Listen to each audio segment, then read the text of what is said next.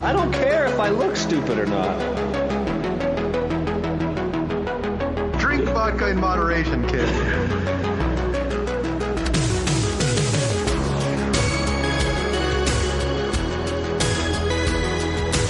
Never trust a big booty and a smile. Always trying to shove it in the back. And sometimes I don't know if you're joking or not. Hold still. Hold still. Hold still. Yeah, boys, straight the door.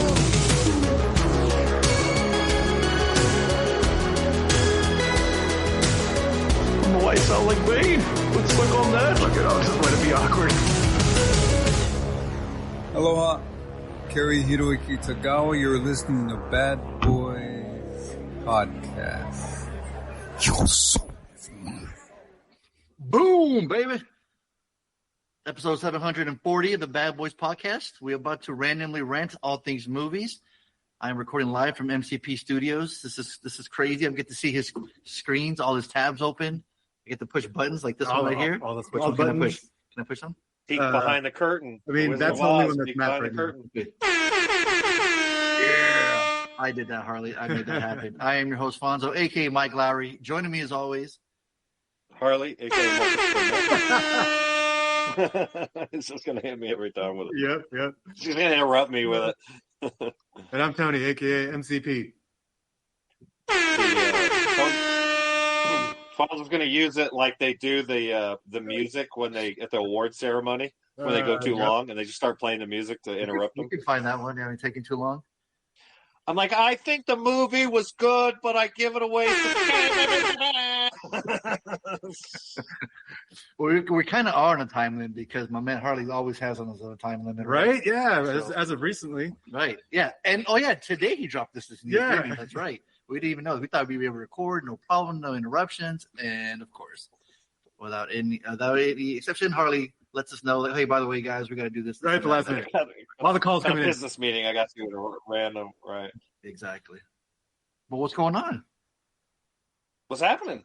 Hey, At man. 1:30 in the afternoon on a Tuesday, we record. What? This is the first. First. Yeah, absolutely. There's no we've never recorded Never this done early. it. Yeah. Never done this before. Yeah. You always remember your first. Yeah. Well, We see a lot of extras, though. Yeah, me and Tony got a busy week. I mean, this is the week of Comic-Con, Comic-Con. and Right. it's Wednesday preview night, but wait, and we'll be definitely covering. Try our best to cover it Thursday, Friday, Saturday. There's a lot going on, and I've seen Tony pushing knobs. It's distracting to see him talking. This is funny. He's over here. He's DJing right here. He's turning knobs, waiting for the. Nope. Oh, he turned it off. I turned you off. Oh no! He took my power away. I can't interrupt Harley. Damn it! oh no. What, I all the buttons I turned off? disabled the whole thing. I just disabled the whole thing. Knock them off there. That's fucked up, man. Okay, well, what if I stop touching your keyboard? Yeah, you can fuck some shit. I can. Touching the keyboard. Okay. Oh, here we go. All right then. Oh. But oh man, I hate this. Start the podcast on a sad note. But dude, we lost Malcolm Jamal Warner yesterday. He drowned. He was 54 years old, dude. That's crazy. And then today on my way here, right before I was coming over, freaking Ozzy Osbourne died.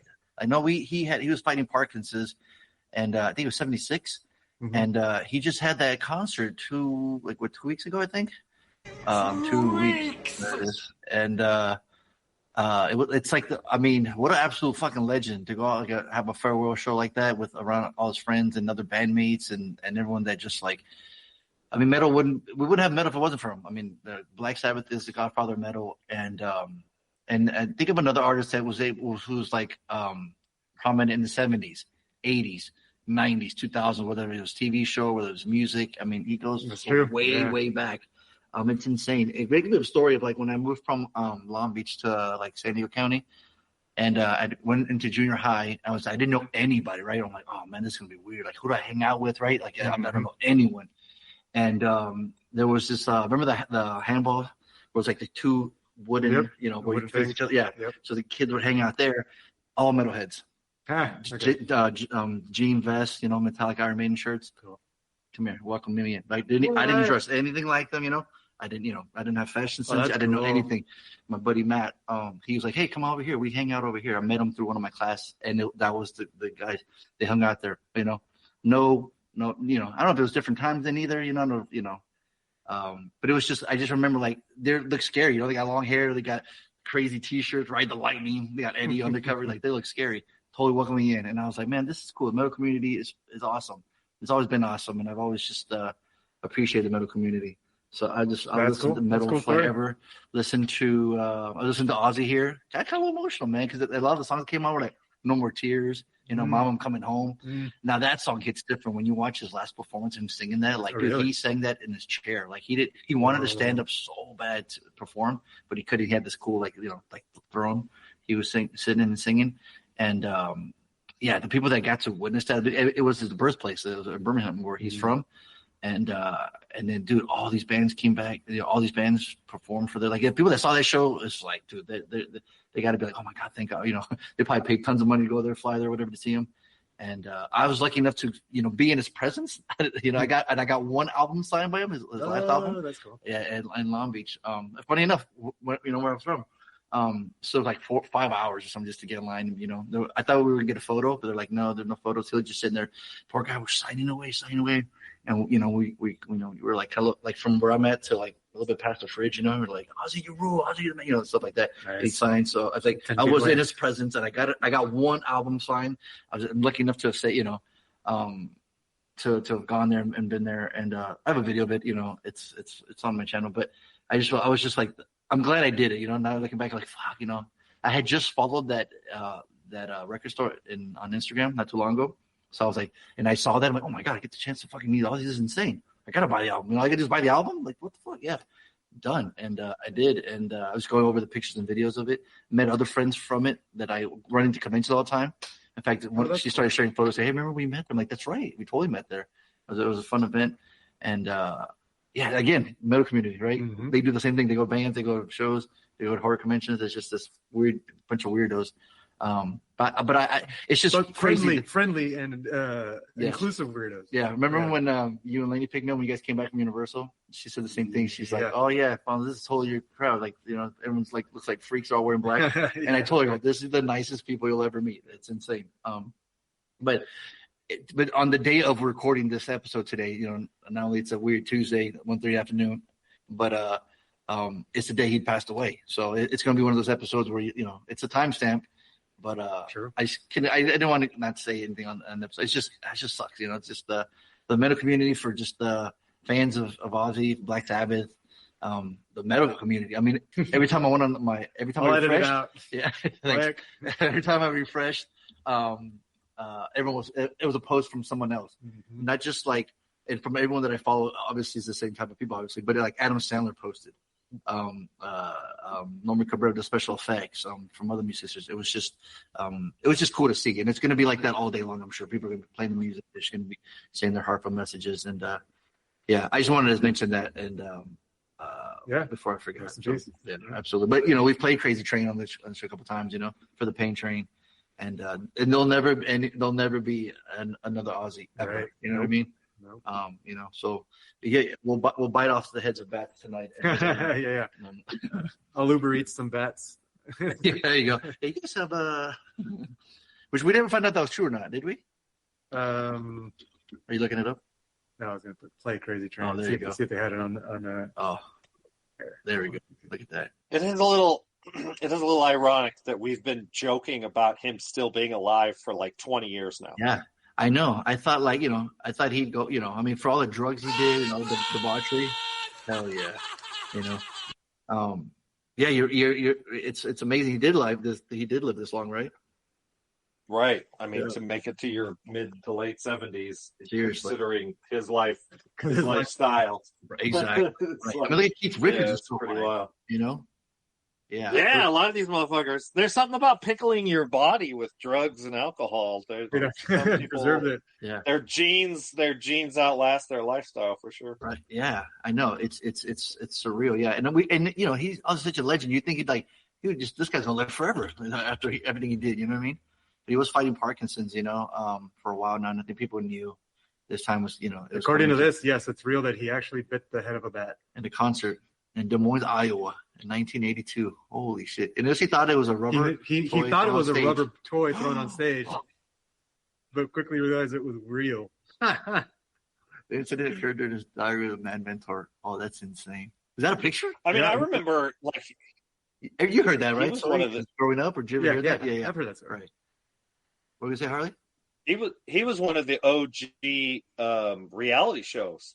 Yeah, right? Yeah. Was it MTV? And it was like he was fucking suffering from Parkinson's back then. I think so. Like he did the stuttering and shit, and you're like, God damn, man! Like, the fact that was 20 plus years ago is crazy. Yeah, exactly. That's what I'm saying. I thought, he really lived a long time. I mean, and just amazing discography, amazing hits.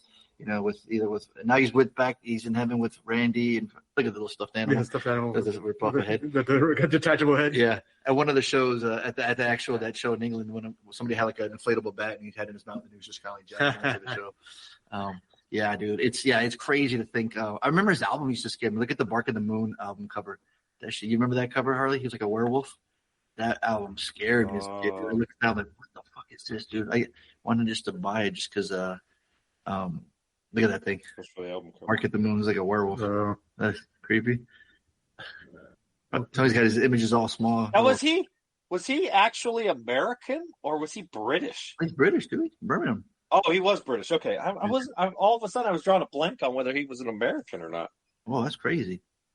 Yeah, dude. I mean, he might have had dual citizenship or became a U.S., but was he born in the States or was he British? No, he's British. Yeah. I feel like he was British, so that makes sense. Okay, cool. Because he's like you said, he's like the godfather of heavy metal, which I think is a very American thing, right? It's like, I you would think that like country music. It'd be like, the guy who started country music is he's a Kiwi, right? Like what? Yeah. No, but yeah, I mean, just a true, absolute icon, legend. Like when you say legend, like that's him. And then to wait to be able to go out, like to performance like he did. And then, like, right up on the sunset, a couple of weeks later, it's fucking incredible. At his age, too, not many people, not many bands can do that. You know what I mean? The fact that they got all the members back together to do that, it's pretty fucking phenomenal. And, like, I'm sure it was well documented. I'm sure we'll probably see a cool, like, behind-the-scenes video of it and everything. Yeah, man, it's lots of true, absolute icon, legend. And I'm going to throw your horns up in the air for Ozzy one last time, man. That's the guy. Yeah. Listen, that's fucking. And in every football game you go to, before they kick off the ball, still fucking hear that. I mean, it's just the dude's gonna live on forever. I mean, yeah, man. That's me gushing. That's enough talking. We got a lot of extras. We got Harley's got to go. Wax his ass or something, or back or something. I don't know what he's got to do. No, I don't wax my back anymore. That shit hurt too much. I bled. I bled. And plus, that's a lot of work for the poor lady to do that for you. Oh yeah, well she gets paid by the hour, so Oh, okay, yeah, but she ain't got that much time in the day though. Right. I mean, it's usually like 2 hours, and then I'm like, I'm gonna have to come back tomorrow. We've seen you with no shirt on. So it is what it is. Ain't nobody got time for that. So now I'm curious. So we got Tony's gonna play the extra sounder because I can lead him to it right here while I'm here. I'll be like, we're gonna play some extras right about now, right, Tony? There we go. Oh, there's no extra. Yeah, sorry, I lost you guys. Your internet going out? Check. Is it your Starlink? Yeah. Well, now I'm on a I'm out in the RV at the end of the driveway, and I'm using a Wi-Fi repeater, so that might be causing issues. Yeah, good luck with that. Oh, that's right. That's you celebrating for this repeater. Yeah. I don't have an extras sounder. Yeah, exactly. I thought you did. That'll work. That worked. I'm curious. I know I saw Jurassic World. I'm guessing Tony saw How to Train Your Dragon. Mm-hmm. And Sinners. I don't know which one of you saw Sinners. That's the one. That was me. Oh shit! So we all three saw an extra. Yeah. Holy shit! Yeah. We're talking. So one of y'all go first. I'll go first since you did too. Yep, I saw. Tony just added on this. Oh shit! Nice. Just added it. Well, then I'm curious because I hate going before Tony. Because I watched. Then you always just agree with me. So you're gonna. That's not true. No, you're gonna agree with everything Harley said. You've been doing that for the last couple of weeks. You know what, Tony? You're right. Let me suck your dick. No. Yeah, you're right. I do like it too. See, he didn't deny it. You see, he just giggled. or gargle What your do I balls. did. I did watch it. I actually forced Lainey to watch it too, because I saw it as an extra, and I was like, all right, I gotta watch it before, because I've heard a lot of people's good things. I had no idea what it was about. I didn't watch a trailer. I had no idea what it was about. I just knew it was horror based. We'll see. It was horror based. Yeah, I had no idea. It's a love letter to blues and Buddy Guy, and it's a vampire movie. Spoiler alert! If you haven't seen it, Right? If you haven't seen it, Yeah, it's a love letter to From Dusk Till Dawn and the original black music, right? Question mark. Well, yeah, somebody spoiled it for me. I almost felt like it was Fonso. Did you talk about it on the podcast as an extra once before? Yeah, I saw it in the theater. I reviewed it. Yeah, and I think you even mentioned that it's got a Dusk Till Dawn vibe too. I told you to remember that if I did, then. Oh, I think that. Yeah, I might have said that, but I didn't. If you knew that reference, then you knew what I was talking about. But if you didn't get that, For some reason I knew it was vampires, and I think it's because you said it. Oh, because I haven't seen any trailers. You forgot why you were watching it, though. What's that? You forgot why you were watching it? No, I knew that it was about vampires when I started watching it. I didn't realize that vampires didn't come in until like the second half. Oh yeah. Like the first half, it's two different movies though. Yeah. It feels like it's two different movies. For sure. It feels like it's blues, sure. Documentary style, and then it's very slow paced. It's period piece type thing, and then there's vampires, and then it just gets wild with the vampires. And then it wraps up with throws a nod back to the blues at the end. It threw me for a loop. I kept waiting for it. I was like, all right, one of the vampires. And so it may have spoiled my experience of it a little bit at the beginning, just because I was like, come on, it's so slow. But that may be just a reflection of the time too. Like the world was slow back then. Like the world is fast today. We got short attention spans and all that shit. Back then, people are walking everywhere. They're taking a train. It takes multiple days to get anywhere. Like life was slow, and so the pace of the movie kind of reflected that maybe, and maybe that was intentional. So I kind of gave it a pass. I was like, okay, fine. As I was getting annoyed with how long it was taking, I kept telling myself, no, this is how it was back then. It's fine. Like, not a big deal. It felt like. And to be honest, the first half of the movie felt like it was a pilot to a series. They kept introducing characters, and I'm like, they're investing a lot of time on these characters, and so much time that it's making me feel like it's going to be an 8-part miniseries. Because I'm like, they don't have enough time for me to give a shit towards the end. Like it feels like it's not going to wrap up nicely. And so that was part of like the first half of the movie, and then sure enough, the second half of the movie they kind of did away with the characters a little bit. There were some characters that stuck around, but like I didn't need to see all the backstory with all the characters for the second half of the movie. So for me, I enjoyed it, but not as much as I could have. So it's like a low dollar. I'd buy that for $1. Like I enjoyed the vampire part. I did enjoy the vampire part. The that was fun to watch. It was a cool take. So that made up for the slowness at the beginning. Go ahead. Yeah. I didn't mind that pacing of the historical. Mr. 3-hour movies? Right. I mean, I didn't mind the period drama up until, and again, I mean, ironically, From Dusk Till Dawn does this as well. I mean, we get like 45 minutes of movie before vampires come out in From Dusk Till Dawn. So it really kind of took a page from that movie, that inspiration, right? The movie's 30 years old or whatever. So I know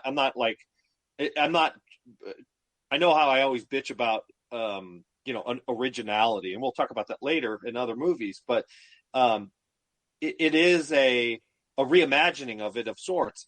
But I really enjoyed how, what we did with Michael B. Jordan as playing his brother. I thought that was really creative. Because the performances were subtle. It wasn't blatant in the sense of like towards the end of the movie, you're like, oh, which one is which again? Like you gotta pay attention, right? That's racist. All black brothers are the same. No. Hey, you said it. Because we all know how much I hate black people. Uh-oh, there he goes. Because we all know how much I hate black people.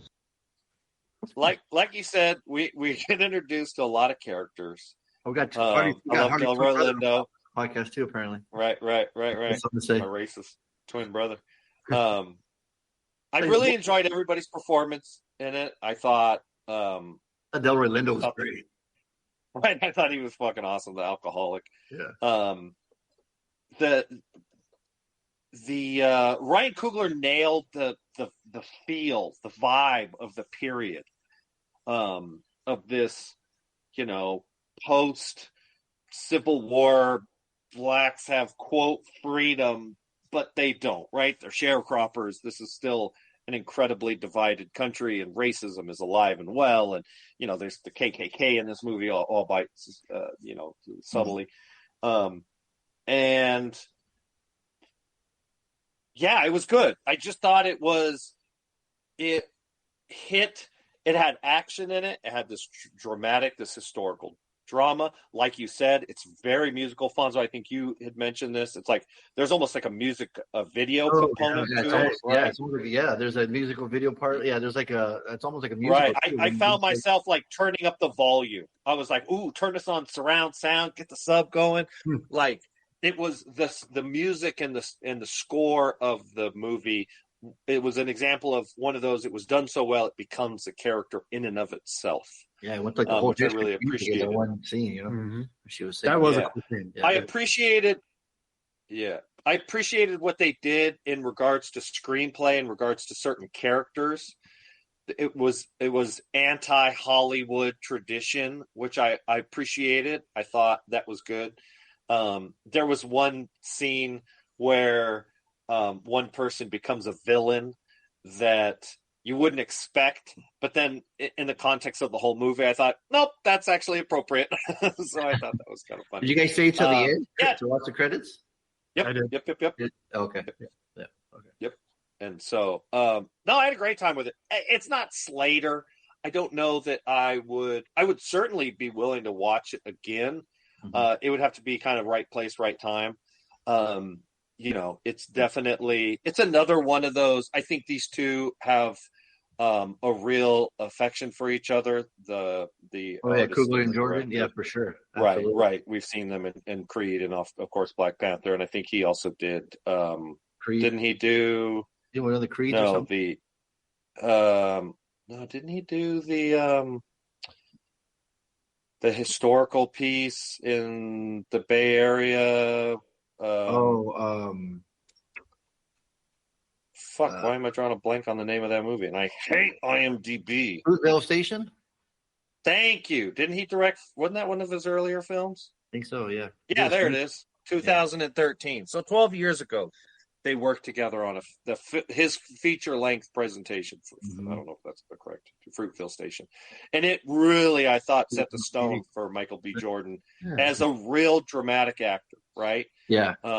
And so this one just knocks out the park. Just this guy's got, obviously he's got a physical presence. Yeah. He's a big buff kid. I think he's in his mid-30s now. But he absolutely leads this film. He puts it on his shoulders. He does dual roles, right out loud, yeah. Yeah, exactly. And he absolutely nails it. He's a superstar. The movie is not the movie without him. Obviously, but it's funny, a really...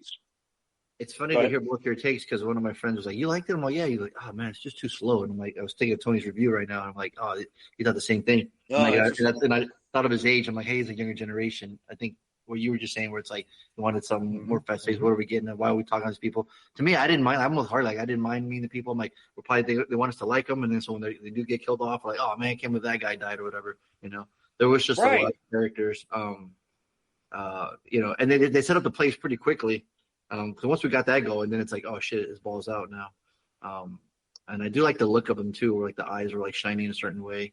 And they had it's definitely like a unique take on vampires. Yeah.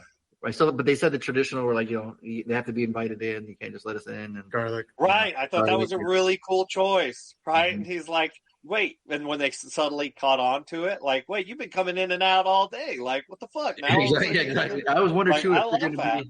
Yeah, and I was wondering too if they're going to be like, if they're going to call them vampires. Like, if they're in a zombie movie, like, are they going to say zombies when they're in the movie? Are they going to call them vampire? You know. So yeah. So what do you give it? Yeah. I give it a high dollar. Oh, okay. I'd buy that for $1. You know, I will say, since you accused me of always agreeing with Tony, action is 4th on the IMDb. Period drama, supernatural horror, vampire horror, action drama horror. See, so Tony would have went on IMDb. It would have got it's not. And I didn't see the trailer, so I didn't really know what to expect. When I heard From Dusk Till Dawn, I assumed it was going to be an action flick, and we get that, right? But it also is this very much period drama of this ensemble cast, and you know, all hell breaks loose after the idea of just trying to throw a party, and I'm all about parties, as you guys will know. Absolutely. So high dollar for sure. Cool. So what's the next one then? Jurassic World. What's it? No. What's the actual title? Rebirth 18. Yeah, I know, right? PG-13. What do you guess that the movie's about, right? If you had to guess, you didn't see it, right? Laying eggs. How dinosaurs lay eggs. There you go. And it's like 5 years after Fallen Kingdom, which was the last one. Huh. You guys ever watch that one? Maybe. Yeah. Harley? Yeah, I've seen them all, but the last 3 were completely forgettable. Okay, well, this one they're mutating them. They're fucking, mixing genes and shit. And I think they did that in Fallen Kingdom, where they were all. All of them? Right? Well, no, I mean they were making dinosaurs. Now they're like 5 years post Jurassic World Dominion. Oh, Dominion. Okay, yeah. See,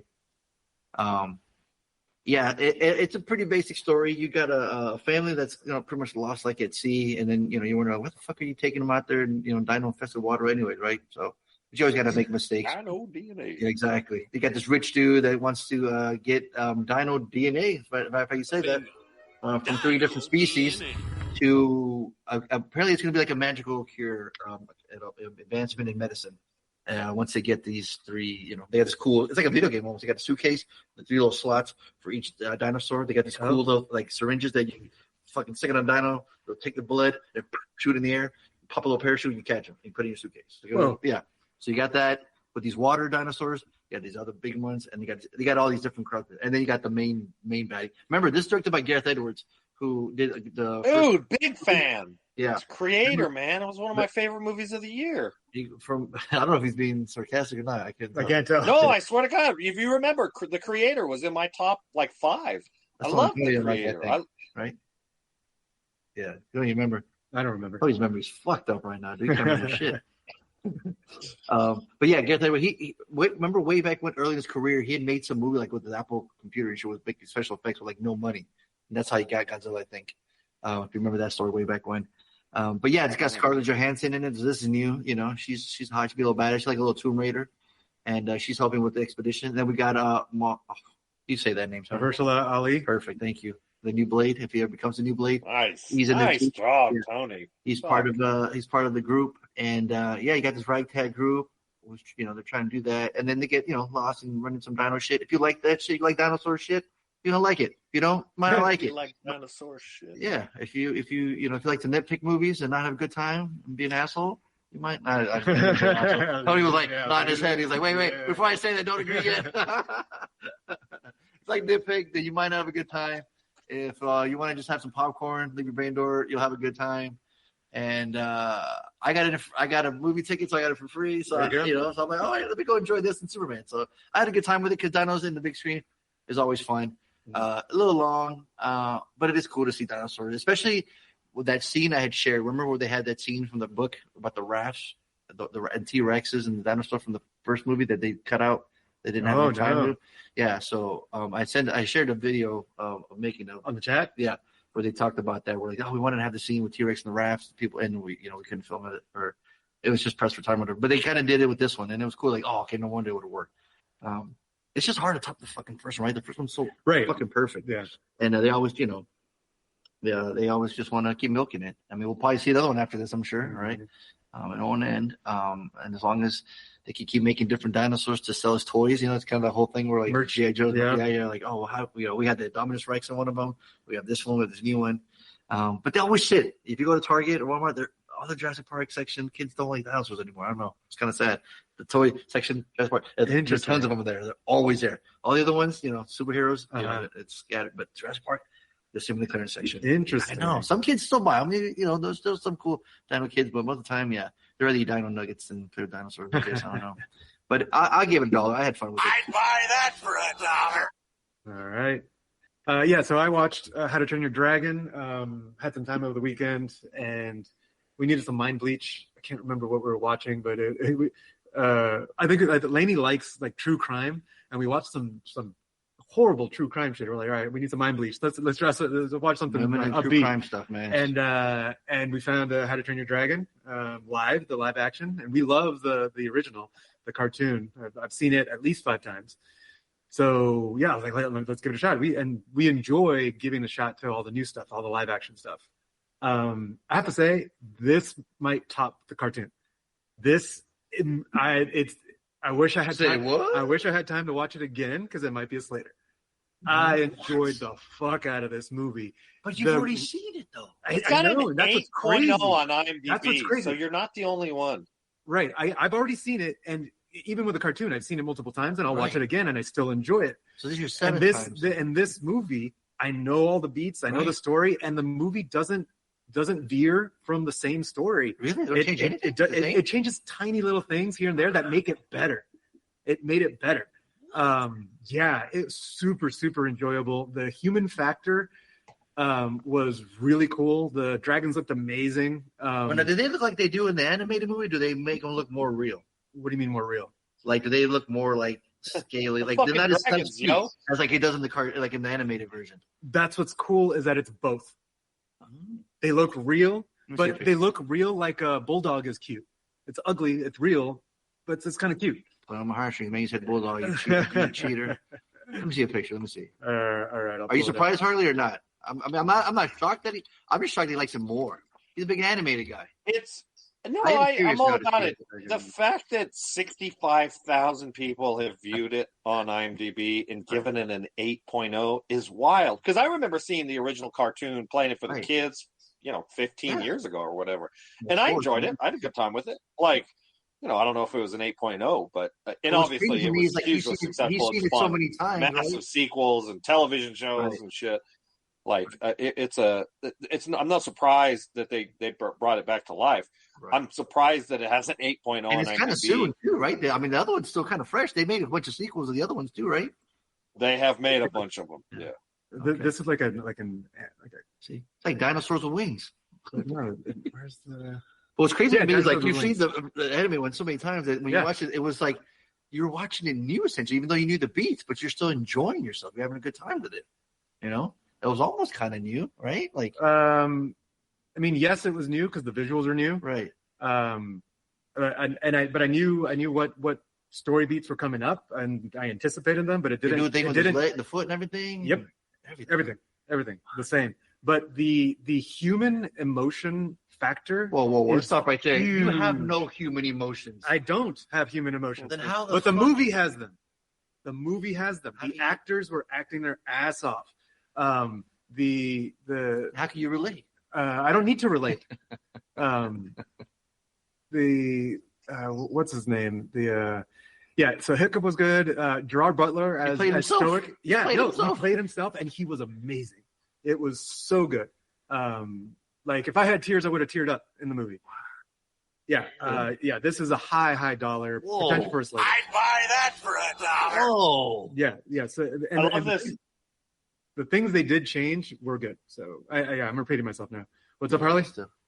I like just featured reviews on IMDb. There's 2 headlines. I'm not going to read them off, but just the headlines. So respectful of the original. Somebody gave it 10. But I like this one.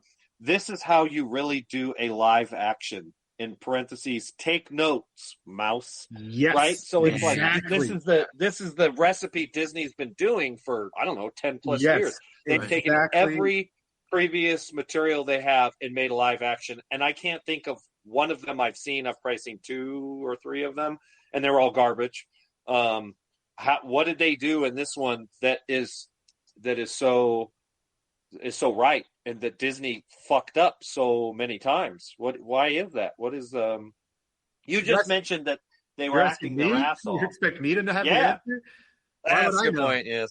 Why the fuck would I know? I don't just watch Lilo and Stitch, and now you watch this one. Yeah, I did watch Lilo and Stitch, and I liked it. And DreamWorks just did it better. There it is. Boom. Interesting. And I think it's because the How to Train Your Dragon is kind of timeless in its setting. So it and the topics that it addressed were also kind of timeless and didn't need an update. Like it had the plot line and the stories and the messages that it was telling originally. They're still good messages. Like it still works. Lilo and Stitch, they updated it to modern times, right? So How to Train Your Dragon still took place back in How to Train Your Dragon days. Lilo and Stitch, they updated it so it's modern times. It's no longer in the time frame that the cartoon was made. It was in modern times. So they had to modernize a lot of it for modern audiences. Like she's a kid, and she's a kid going to school, and school today is way different than school 20 years ago. Right. So they had to update that kind of stuff. And it's possible that people who see that go like, they're kind of messing it up. They want to get a new audience, but also alienating the OG parents that are taking their kids to go see it. Like, I don't remember this shit. And that could be, and that may be why the mouse is having trouble with their old properties. Their old properties are old. Right. And they're redoing, right. They're old eras. They're period pieces almost. Lion King should have worked. Right. It should have worked. Yeah, I don't remember enough of Lion King to remember why it didn't work. Only for live action, Bug's Life. I think the biggest issue that we had with the Lion King was that the cartoon had facial expressions in the animals, but in the live action quote unquote remake, the animals don't have the facial muscles to create emotion, and so they brought that into the movie. The animals weren't making facial expressions that match the voice, right? And so it looked like the animals were just moving their mouths, and so I think that was really dissonant when watching that movie. That's what stuff they're yelling and screaming, right? And then like they're not like emotion in it. Like whereas the cartoons, they were able to have look how drawn Scar was, right? Like every word he said, his mouth and even his posture was everything. You know? Exactly. This one, Scar just walks like a lion. He just looks like a lion, and you're like, you can't tell what emotion he's got, like. And I think that is why that one didn't work. But that might explain why all of Disney's properties aren't working very well in the remakes, is because they're pretty much period pieces. And when you modernize them and with modern actors and modern times, it starts losing audiences. It starts losing your original audiences. You love Aladdin, though. So Aladdin was fun. I liked Aladdin. I don't remember what issues other people had said of it, but did anyone else return from How to Train Your Dragon besides Gerard? Is he the only voice actor? Nick Frost was awesome as Gobber. Okay. I think there was a lot more screen time with Gobber or Nick Frost than. And he was who was he? He was the right hand man. He was a right hand, left hand man because he lost his right arm. He has the right arm. He's the Ferguson's guy. He's from the the animated one. Yes. Okay. The Smith. Yeah. Craig Ferguson. He was Craig Ferguson from the animated. Right. But all the kids are new. They're not all the same new. ones. Yeah, they're all new. Oh shit! They didn't bring any of them back. Yeah. I guess they don't sound like kids, huh? Right. They don't sound as kid as. There was one character that was because it was Jonah Hill and McLovin that were some of the kids in the animated one. Yeah. Okay. I thought the kids did great. Okay. I thought it was all and it felt like they were definitely acting and not just trying to repeat lines. So that dude looks like in Game of Thrones. Yeah. Ray MacArthur. Fight Loud. Oh, this guy. Oh, him. Yeah. 100%. We're just looking at pictures now. We're just looking at pictures. Yeah. But anyway, So How to Train Your Dragon is a potential Slater. Yeah, I'm curious now. Yeah. Okay. I really like the anime, and that score is fucking beautiful. So I'm pretty sure they kept it, but I didn't. The flying scenes. Flying scenes were amazing. Yeah. Oh my god, it was so cool. Better than Avatar? Yes. I was just gonna say, Avatar set the bar for the flying. The flying, I thought the flying was well done. Wait, you're saying Avatar is done better than other movies? You ever seen Never Ending Story? I have not seen Never Ending Story in 20 Tom Cruise and Top Gun. You ever seen that? I'm gonna have to put it on my. You've never seen Never Ending Story? My syllabus. Whoa! Oh, of course I have. I've seen it 3 or 4 times as a kid, but I haven't seen it since I was a kid. How do you remember Lucky then? That was his name, right? Lucky. No, I do. I remember it with this weird like scales and shit. No, he was a fluffy dog, like a dog dragon thingy. Look up. No, he had some like weird scaly sides. And Falcor does have scales. We did check. I was wrong. You were right. Tony, he was right. I'm a man of my word. I'll admit when I was wrong. Yep. I just remember Grizzly the Adams did have a beard. Fluffy white dog dragon. Maybe you watched it in a low resolution TV and you couldn't see the scales. You mean like Harley's TV? But Harley's he saw it. It was VHS. A lot of tracking issues. Oh yeah. Kids don't know that. Yeah, I just remember the fluffy white dog. I don't remember the scales. I remember seeing the scales. Okay. Yeah, I do. Yeah, very cool. I've seen that movie maybe 3 times. Now you remember the scales. And I do remember. Now you're just bragging. But the last time I saw it was probably over 20 years ago. Well, now you're just bragging. It's funny to see Tony brag in person. It's weird. By the way, all those buttons work now. Ooh. No, they don't. Yeah, they do. Are you sure? Push the button. Nah. Are you sure? Well, we're starting homework. Push the homework button. Okay. Where is that one? Oh, there it is. Is this your homework? Is this your homework? Is this your homework? Is this yours, Larry? Is this your homework? Is this your homework? We know that this is your homework. We know that this is your homework. Who assigned Thunderbolts? Who assigned? Oh, it was me. I got to win the wheel again. Yeah, we all know how much Harley loves his Marvel movies, his superhero movies. Uh-huh. But does this feel like a superhero movie? Because like No. they're supposedly it's like a ragtag team. Ragtag, But we have seen Squad. other characters in other movies. But is it fun to get all these like teammate or these players essentially into a group, super group, almost a super Suicide Squad? Will it work? You have a lot to say. Go for it. I mean, that's the question, but that's not how it ended up. Like the way they squeezed that trope into the plot actually kind of worked. It would be a spoiler to go into the details of why I thought it worked because it's at the end of the movie. It's like pretty much the final scene, but it kind of worked for me. I usually have IMDb open. It did make me think of like Suicide Squad, but Suicide Squad felt forced. A lot more forced than this one does. This one feels a little more like, yeah, okay, that's a little bit more plausible. So they all had side missions. You're my target. You're target. Tony, you got to choke up on the mic. I can barely hear you. I can hear Fonso loud and clear, but I can barely hear you. My face. Can you hear me now? Yeah.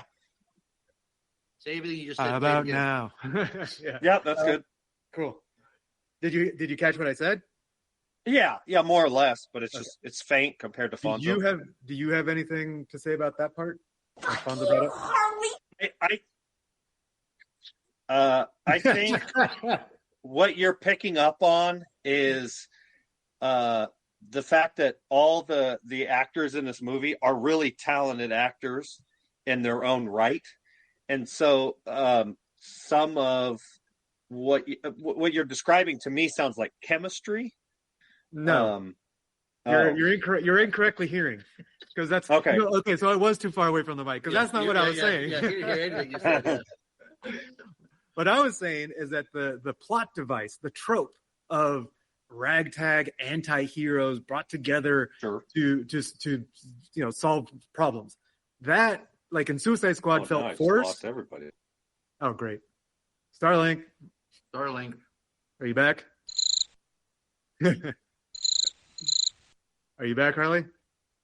Are you there? Check. How far are you from the extender? Harley problems. Welcome back, sir. Are you there? Yeah, I'm back. Obviously, I just lost connection. Ironically, it left off right when you were like, right when I was about to repeat trope. Yeah, exactly. Sorry. All right. Third time. Here we go. The trope of a ragtag anti-hero group up getting together to solve the world's problems. We've seen that done, like Suicide Squad. In Suicide Squad, I felt it was a little forced, but in this movie, it fit. The plot was made that it fit better. It was a little more digestible and believable. That was my point. The idea that the idea that they were all were hired individually to kill each other? No, not that idea. Yes, we've seen that idea done before. And I said, and I prefaced it that I can't really get into the details because it's a spoiler. It's pretty much the end of the movie. I will say, if you go on IMDb and you look at the record, Jesus Christ. If you look at the cover, it says Thunderbolts *** The New Avengers. Right. Yeah. Wow. Yeah. On the title. How funny. Right on the fucking cover of IMDb. I'm so glad I never look at records. I never go to record stores because I had no idea either. It was obviously, it was totally foreign to me. I had no idea either. Is it a spoiler though? If it's on the poster, it is a spoiler because I didn't know it. It's not revealed until the very end of the movie. This is that area that Donaldo was talking about, where, like, if the producers of the movie are are revealing details of the movie themselves, is it really a spoiler? And I think yes, it's all a spoiler. If any part of the movie that is revealed before you actually watch the movie is a spoiler. Now the spoiler can be a spectrum. It's a degree, like that's a small spoiler, right? It can be considered a very small spoiler or a negligible spoiler. This one, if I would have known, like for spoiler. Me, this is a big spoiler because it doesn't happen until the end of the movie. This is the biggest spoiler in movie history being ruined by the fucking movie. They didn't become the new Avengers until the end of the movie. If this poster is what's on at the theater, they're spoiling their own movie. They're spoiling their own movie. The biggest plot spoiler. And in today's day and age, maybe it was spoiled in, on Reddit, the subreddit of Marvel, right? Like it's possible that somebody got a hold of it. I mean, we've seen shit like that happen before where we get some leaks. It's very possible that this was leaked before the movie came out. I have no idea. Maybe it was leaked and so they just slapped it on there. Maybe that's possible, that the plot point was leaked and so they're like, they stood ahead. They got ahead of it by just putting an asterisk on the poster. Or to also, how long have the Thunderbolts been around in the comics? And in the comics, are they already that?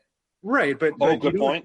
Yeah, but you just leave it in the comics then. If anybody knows about the comics, then just let the comics spoil it. You don't need to put it on the poster. Now, the only saving grace that I see is that while it is a big spoiler in terms of plot, because you're pretty much putting at the beginning of the movie what happens at the end of the movie, it doesn't take away much of the joy. Like I imagine if I would have gone into the movie knowing that they become the Avengers, I wouldn't have enjoyed it any more. So it's not like they spoiled the joy of. I think you're right. I think it kind of it largely, what I don't know what. If I would have known going into the movie that they're going to become the Avengers, the new Avengers, it wouldn't have changed my joy of the overall movie. Right. Than what I did, because I did go into it fresh without knowing anything. So that's the aspect that I was talking to Donaldo about the other day, about the joy of how much joy it steals from you for having something revealed too soon is part of how you judge a spoiler. So this one, all right, we already beat the dead horse with another. What's interesting to me is telling, and that is you're pointing out that the actual screenplay, the biggest movie group of all time, the Avengers, right? The Marvel Cinematic Universe is tentpoled by the Avengers, and the fact that this ragtag group of anti-heroes, of villains, of whatever their history is, so to speak, the fact that we know that they become the Avengers doesn't change the sort of like experience of the movie. For me, shows just how terrible these movies have become. No, that the screenplay doesn't even matter. It's just the next action piece, the next bad joke. No, the next sort of. No, I think that's. I still think you're doing a get off my lawn, because it doesn't necessarily imply that to me. I haven't even started, motherfucker.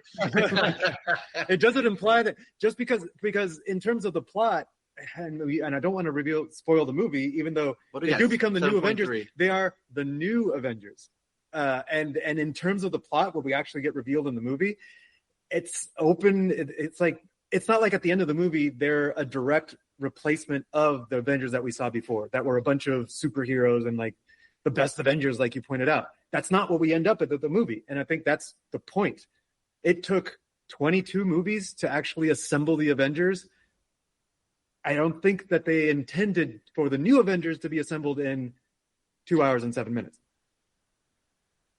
So that's what you're saying is that, the new Avengers and they're not compared to the big one. That shows how shitty the universe has become. Nah, not really. I just think that they're a subdivision of the Avengers. They're like the lower tier. They're like B-level Avengers. Well, you can't because they can't handle space shit. They're gonna be able to go fucking fight Thanos. This team, you need the A team. This is the B team Avengers. That's how I see them. Because we've seen Winter Soldier, we've seen Florence Pugh's character, right? We've seen them in other movies, and they come into this one. So to me, I don't see it as like a big deal that it's like right. And I mean, it's all a spoiler because, and this is a spoiler. Fuck it, hit the spoiler button. Oh yeah, we should just give it a spoiler like at the beginning of this. The following may spoil the movie for your poor sensitive ass. You've been warned.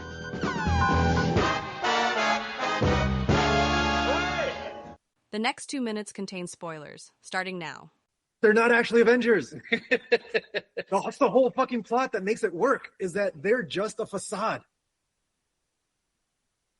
That's what makes it work. Like what do you mean? Like they're not actually like the Avengers that we saw before. Like they're not there to protect the planet from aliens. They're there just for that other lady to do her shit. Mm-hmm. Like they're not there to actually protect them. It's a cover-up, right? Yeah. They're a cover-up. Mm-hmm. They're labeled the new Avengers as a cover-up. Right. Like that's why they got the asterisk. Right, and that's what makes it work. They're not trying to be Avengers. Right. We would see Clark Gregg, right? We would see everybody. We'd see Nick Fury being in charge, right? Right in the beginning, like dude, what's his name? It's always you see memes. Shit, the judge. He was just like, "Oh, I'm ready to catch your ass," right? Wasn't he in Hackers? Is that dude from Hackers? Ready? Is that him? Right? Yeah. No, that's a different I'll tell you where to stick it. Him. Yes, him. The judge. He's trying to stop her, and he's like, "Oh, let me guess.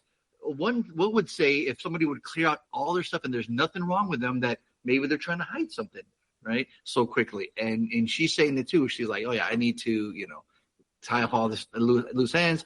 But who do you get to do stuff like that? That's under the radar, Black Ops kind of team, right? People that that do that. And like at the end, the only character that has any real superpowers, and he's like, "Yeah, no, I can't do it." That just shows you that it's not. They're not meant to be replacement Avengers. And that's what makes it work for me. But we're also missing the part that it was a fun movie to watch. Right? Yeah, we haven't even like we jumped from this poster to the end, and we haven't talked about the middle. Yeah, I'm like, do you guys enjoy it? Because I did. I'm like, all right. Let's end the spoiler territory. Unless you have something to say, Harley. Oh, there you go. Do you have anything to say before I mark the end of spoiler territory?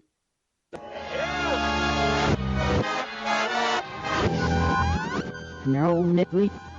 Savage dismissal for your funeral, Samuel Offit. End of spoiler. End of spoilers. Yes. Okay. Cool. All right. Yeah. Fonso. I was. It's one of the ones I didn't see in the theater, and I was proud of myself in seeing all the Marvel movies. But unlike Harley, where he always says superhero fatigue, I'm not there yet. I still enjoy my superhero movies, but I never went out to the theater and watched it. I don't know why. But I did hear good things about it because I think it did all right. I remember. Maybe it was just that different too. Then it wasn't part of the main MCU kind of. And you were familiar with Winter Soldier, right? Obviously, and Florence Pugh's character. I forget her name. What was her name in it? She's Black Widow's sister, right? So enjoyable. You can't remember the main character's name. Yeah. Right. Well, that's the point. Widow. They're not superheroes, but you do remember their name. They're just almost regular people. Yeah, I know. But to me, it worked though, because we're getting all these different players in this, and like, what are we essentially doing? And are we supposed to be rooting for them? Are we not rooting for them? Are There's they a lot good of or the bad? gray area. Yeah. And then we're like Julie Lewis's character, right? But it's like, is she doing this good? Is she covering herself? Is she bad? We've seen her before in was it one of the TV shows? I can't really? Yeah, or maybe Brave New World. How did it do? Did it do all right? Tony's looking up the gross. Gross 382. Yeah, so Wikipedia, following the film's opening weekend, Marvel Studios began marketing it. Despite positive reviews from critics, the film underperformed at the box office, grossing $382 million against a production budget of $180.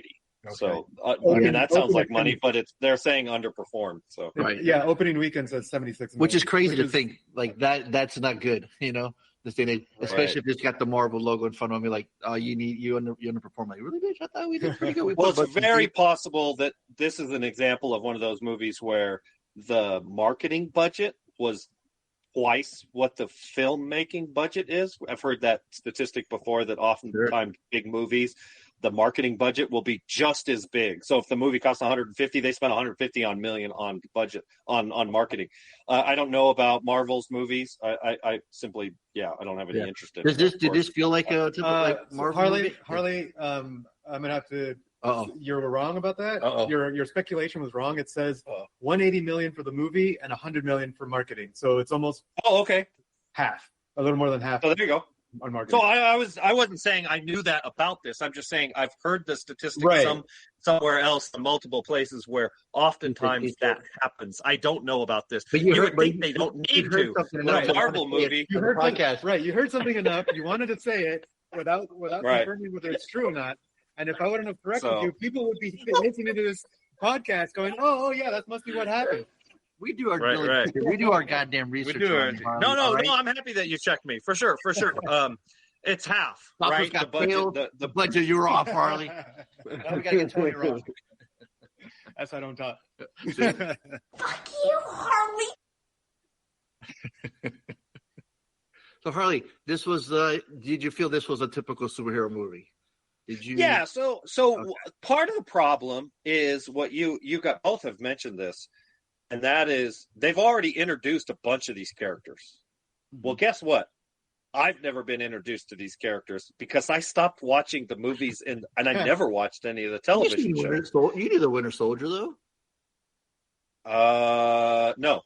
You didn't see the second Captain America, Winter Soldier? Oh, no, I've been introduced to Bucky Barnes. Right. In the first Captain America.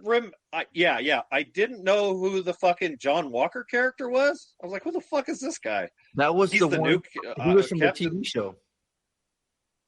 Yeah, see, and I have no idea. I never met him. I never met Florence Pugh's character. He was in the Soldier, right? Yeah, he was in the TV show. Yeah, right. He was in the movies too. I swear I saw him in one of the movies.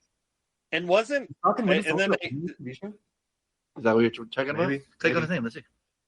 Go ahead, Harley. Right. And then I think I read in the Wikipedia that the Julia Louis-Dreyfus character, she had also been introduced in something else. Yep, to the TV show. Yeah, season. What is? Yeah, and I had no idea. And then I had no idea that Yelena was related to the other actress's character. So we've already done with the spoiler section. Right. So it doesn't help that I'm in the dark, right? And so for me, as I'm watching the movie, it's just all the fucking tropes, all the cliches, now with the exception of this, as I'm watching this, I'm like, because I know who Florence Pugh is, and we've seen several movies with her, and I'm like, I'm convinced of her Russian accent. Like, of all the things that could be terrible, her and David Harbour's characters are somewhat likable. Like, I don't know, there's just something about them that I'm kind of like, and I think it's just the fact that everybody in this movie are talented actors in their own right. I thought her accent was bad. Wait, what the fuck do I know? I'm not Russian. I don't know what an accent's supposed to sound like. He rolled his R's more, I think that's why. Compared to some movies that we've seen. She's British. She's British doing a Russian accent. Right, but I mean, people's accents can change over time. A Russian person's accent can change over time, and it's not the original Russian accent that they were. Yeah, I just hear the traditional, right? The Natasha Bullwinkle, right? But that's not just because that's how I hear them. That's how I hear Russian accent. That's not necessarily the perfect Russian accent. So I that's where I tend to like, unless it's flagrantly obvious that they flubbed, like they were trying to do an accent and then they just forgot to do an accent and just spoke in English. Like I don't really care about accents. Like I don't know what it's supposed to sound like, so I'm not one to judge. My thing where, because I'm like you, truth be told, I don't know what a fucking real Russian accent sounds like. When your accent can't stay on and you routinely break from it, or you get when out somebody of it, gives their dialogue and they break into the Russian accent and then they go back to English, like all in the same take. I'm like, the thing is, I've heard real people, I've heard real streamers from Russia or from Germany or from Sweden, and they break. They have certain phrases that they say, and it sounds like an American accent. Yeah, I know. And I was watching one, and they obviously have a Swedish accent while they're speaking, and then they say one thing, and it sounds American. It happens. It's normal. It's not this thing where you're stuck in your accent. I know there's something about singing where your accent goes away. So oftentimes when British people will sing, they sound American. And I remember reading something that kind of explained why that was. So yeah, I can see how I love that lady's chiming in from the bed from her office over there. Oh, nice. Are you at the car? What is the American accent? Is it New York? Is it Boston? Is it the South? Is it American? Yeah. It's a great point. All those are different American accents, right? But you have that to are be all American. consistent. So right, but you have to be consistently New Yorker. Because we know what they sound like. Do we know what all the Russian dialects sound like? We know what they all are, and we know that that sticks to that corner of Russian. I watched Rocky and Bullwinkle. I watched the Baroness in G.I. Joe. Yep. I watched Ivan Drago and Rocky IV. Do you see how he talked? Obviously, the 80s and 90s Russian accents are the only ones that are possible in the 2025. I don't watch anything. It doesn't matter. You don't have to watch it for it to change. You don't have to watch it for them to evolve, though. The Russian accent can evolve. Have you ever gone to Russia and heard how they speak now? That's what I mean. It's just we're nitpicking about something that we are not experts on. I will say this. And you're right, we're not experts on this. I will say this, and because I've been to other countries where they didn't speak English, to many countries where they didn't speak English. Speak English. Their accents, when they speak English, are really consistent, and their accents, or at least from what I can interpret, when they're speaking their native language, is also consistent. This is probably a situation where the byproduct of generations. There's no country on this planet that has as diverse of language and dialects than America, right? You go to France, everybody has spoken French. Don't make me fact check you, because I'm pretty sure China has a lot of different dialects. Oh, I think you're right. China is probably an exception to what I'm speaking of. But you go to Europe, all the people in the Netherlands, you go to Japan, right? And obviously the people in China, a lot of it's probably geography. But because there are dialects, and of course, if you go to Africa, I'm sure there's. Hey Harley, what's Tommy Wistow's accent? Because Africa's a country. Right, that's some wild shit for sure. Great fucking point. I don't know where the fuck he's from, Transylvania, right? He's from the fictional country, right? Exactly. If I say talk like Dracula, what's the voice? What's the accent you're gonna give me? Right. Count Chocula. 1, 2, 3. Yeah, the count from fucking the kids show.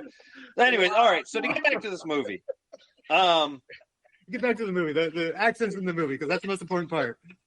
Right, we were talking about the fucking accents for 45 minutes. I don't know where he's at. No, the movie's terrible. It's garbage. It's everything that bores me of modern day superhero movies. And I think it's not to say you couldn't make a good superhero movie. I'm 45 years old, right? These movies are not meant for me. I'm 43 years old. I enjoyed the shit out of this. I'm pretty sure the entire cinematic universe is not. But you know me, I'm the get off your lawn kind of guy, right? The entire Marvel Cinematic Universe surpassed my interest better part of 5+ years ago, right? And so I shouldn't be reviewing these movies. That's because right. If you didn't know it was a Marvel movie, would it still be the same? Yeah, of course. Okay. It's funny you asked that, because I was having that thought while Harley said, it's a superhero movie. And I was like, right. It doesn't feel like a superhero movie. When does it? Like there is it has to hit all there is a superhero in the movie. There is a superhuman in the movie, but it doesn't feel like it's a superhero movie because we're not following. Just because it has Marvel in the title, right? Automatically it's a superhero. Right, yeah. So I mean, would if you're agree using the that term superhero to mean a comic book fiction type movie, then yes, but it didn't feel like a superhero movie. Like I'll say this: superheroes are traditionally either some sort of. Let's see what it says. Harley's such a fan of those. Let's see what it says. Either some sort first. of. Damn, number 3. It does have it on his son of a bitch. I was getting more of a political drama vibe, psychological drama vibe myself, but you want to say superhero. That's funny that it has the tags on it. Start political drama, then psychological drama, and then superhero. But I'm glad they put psychological drama because that's one of the things I enjoyed the most. Yeah. It was so cool the way they went into the psychological stuff. They addressed Bob. They addressed Bob's character. And he's almost certainly bipolar, right? They don't say bipolar, but that's the insinuation that he's struggling with bipolar disorder. Okay, cool.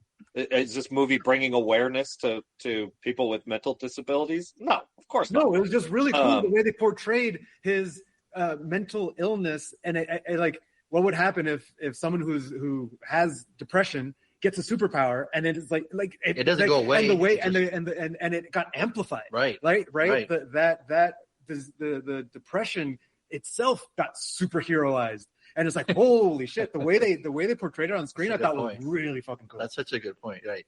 If you had if you were Peter Parker, right, and you had a lot of anxiety before you got bit by a radioactive spider, and then your anxiety gets enhanced, right? The anxiety gets enhanced. It's like it doesn't become your spidey sense. It's just like you have spidey sense, and your anxiety still up come out because it's your shit's heightened, right? Like you're Daredevil, right? Exactly. Like what happens if everything else is So I thought that was a really cool depiction, and so I'm glad they put that in the tag because they didn't have to, but they did. Right, and it's part of his character. The only thing, I don't want to. That's a spoiler, but nope, too late. Nope, can't go back. Too bad. No, there was just one thing. I was like, can they do this?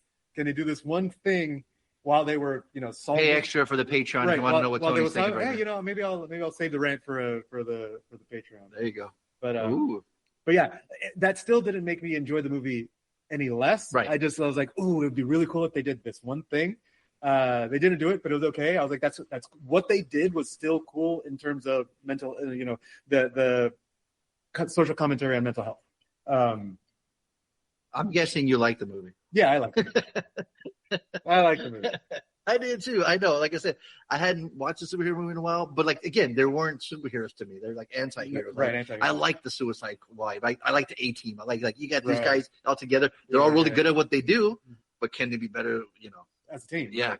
And are they going to like her? Are they going to get along? Can they get along? Are there history with some of these other ones, right? And I think the one with the mask, they look cool, right? Yeah. The teleporting, the one fight scene we had, they all got together.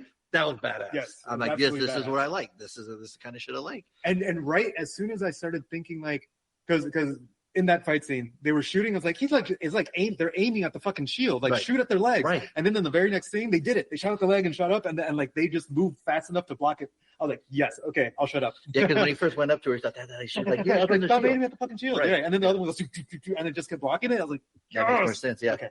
And then when they threw the shield, like everyone almost got to use the knife at one point when they threw it. One caught it, and the other one dodged and caught it. I'm like, oh, these guys are experts at what they do, right? I enjoyed it too, man. I don't know. I want to try getting 4 people climbing up a thing. You want to try it? I want to try it. I'm like, how far can we go? I hope to have a foam pit at Comic-Con with a tube where the people can try it. Yeah, and is there a time limit too? Right. I'm like, I'm down. I'm like, can it be possible? I just love whose idea was this? Like in the middle of it, right in the middle of it. Because you look at it, you're like, holy shit, you've already committed that far. You got to keep going. Yeah. And I don't know if it did good enough. I mean, are they going to continue it? Is this still part of the MCU? I mean, it seems like it is, right? We have all the pieces in there. Did it do good enough for us to get another one, right? Oh my god! I thought David Harbour was great too. Like I got a lot of complaints. I heard people that he was too animated, he was too yelly, too screaming. and he was just too much. Okay. The dad, the Santa Claus. Yeah. I thought I didn't think it was that much. Fine. I mean, I thought I would have been like, I could agree to go, oh yeah, he was too much. But I thought in spurts he was fine. I don't think it was annoying that some people did so. But that's just that's just me. But I enjoyed it. And I'm giving it $1. It's $1. On the style. Oh, up top. I'd buy that for $1. Yeah, it gets my $1 too. I'd buy that for $1. So before I give it my waste of time, I'm going to say this. That would be a waste of time. I clicked on the Marvel Cinematic Universe movies. There's 36 of them. Whoa! I have not seen 11. Oh wow, that's more than I imagined. Right. You would have not seen. No wonder you don't like I it. have missed 11. Okay, so out of the Nice bragging. 25 that you have seen, how many did you like? Oh, good I have question. no idea. Oh, I have no idea. Come No, on. I mean, okay. I mean, you really want me to do this? Well, Jesus Christ. kind of. He asked you. That's a rhetorical question. Iron Man was cool. Iron Man's great. The Incredible Hulk, fine. Iron Man 2, good. The original Thor, I remember liking. Captain America, the First Avenger, was good. The First Avengers was good. Iron Man 3, starting to lose interest, but it was fine. Thor, The Dark World, I don't remember liking that. The Winter Soldier, I don't remember. Guardians of the Galaxy was fine. Age of Ultron, fine. Ant-Man, fine. Civil War. Oh, I don't think I saw that one. What? Maybe that's 12. Wow. Dude. Doctor Strange. I like Doctor Strange.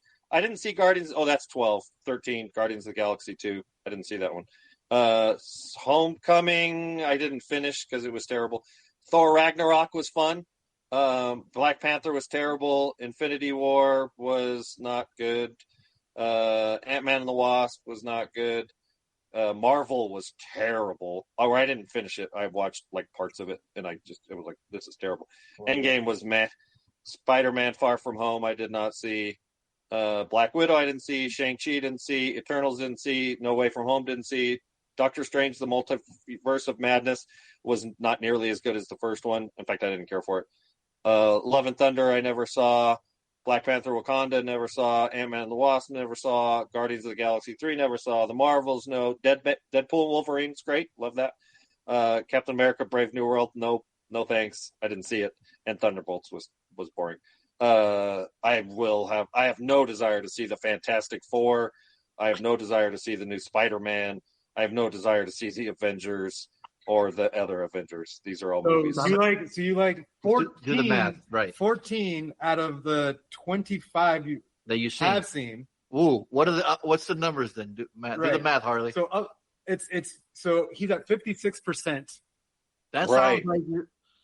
You like slightly more than half of the Marvel movies. Thank you. That you have. When I say like, I would probably give $1 to the first watch, and of those, maybe 10% I would be willing to rewatch. So if a movie comes out, doesn't matter what it is, doesn't matter if it's Marvel, doesn't matter what the fuck it is. There's a new movie. We assign a new movie, and there's a 50% chance you're going to like it or not. Do you go see it? Do you watch it? I usually would be willing to watch it. I will say this. I certainly watch movies when they're picked as homeworks. Well, right. If you assign it, you have to watch it, so that doesn't count. Right. I would have never watched Thunderbolts had it not got picked. Right. That's what I mean. Like just a random movie you see on the screen and someone tells you there's a 50% chance that you're going to like it. Does that mean you will watch? You're going to give it a chance or you won't give it a chance? It depends. I mean, I hate to answer the question with a benign. On what? Like just randomly, there's a 50% chance you're going to hate it. Probably has more to do with the subject matter. Obviously, if it's a comic book movie, I would say no. But if it was a period drama, honestly, and there's a 50% chance that I'm going to like it, then yeah. Watch it. 50% for me is not enough for me to watch a movie. Yeah. If someone told me there's a 50% chance that you're going to like X movie, I'm not going to watch it. That's a waste. I don't want to risk wasting my time. I'll give it the 10-minute test and say if I want to keep watching it after 10 minutes. But yeah, 50% isn't enough. So I agree with you. You don't need to watch any more MCU movies. Don't watch them. You don't watch them. We'll watch them. We'll watch them with extras. Look, we won't assign Look, them. I got 24 hours in a fucking day. I can watch a movie. It's not the end of the world. It just doesn't mean it's a good movie. Let us know. Let us know. Do you want to continue hearing Harley's thoughts about MCU movies, superhero movies? Not even right. MCU. Of course, superhero movies. Nobody. Right. If that's the case, then Fonso and I will just review them separately, and you don't have to hear about Harley's thoughts. Yeah, pick them as extras. Right. I mean, that's the thing. I mean, pick them as your own extras. It took us 12 years, but we finally have a new rule on the podcast. Look, motherfucker. Yes. And no more superhero. How many years have I been saying how superhero fatigued I am? Well, 5? Yeah, now we're finally Harley fatigued. Yeah. Like now you're finally listening or believing me? We're finally Harley fatigued. We're finally Harley fatigued. Yeah. All right.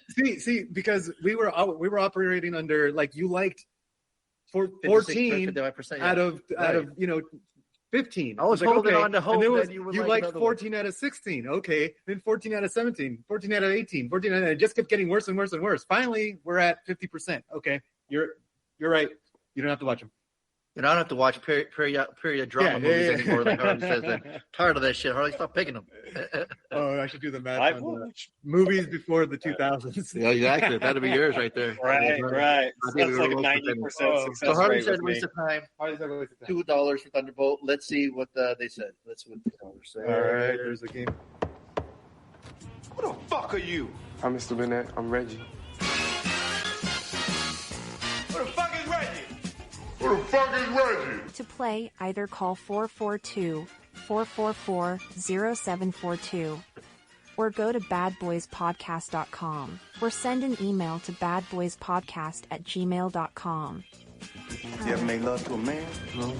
You want to?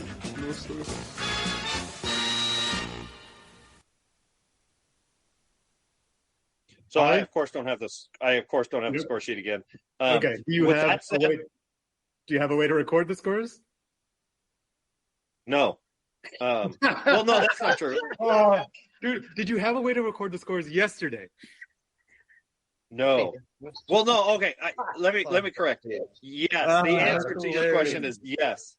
I don't because I do it by paper because it's easiest for me to do by paper, and I keep going back to the house and I keep forgetting to grab the paper. So I already put on my phone as a note things to get when I go back to the house, and one of those things is the score sheet. So I will get my score sheet next time.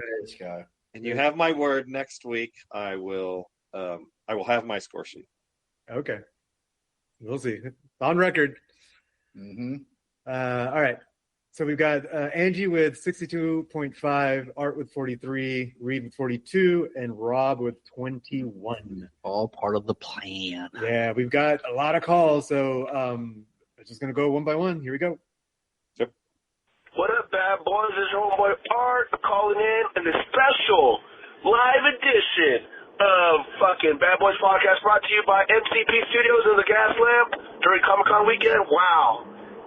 I missed Comic-Con. Haven't been in like 6-7 years. I wanted to go this year and I totally forgot about it. Hope you guys have a blast. We're not here talking about that shit. So what you guys pick? Thunderbolts? Thunderbolts. Pick this shit. Give me a minute. Oh, hold up. Okay. What happened? He literally called back. What up, bad? Oh, hold up. Thunderbolts. Pick this shit.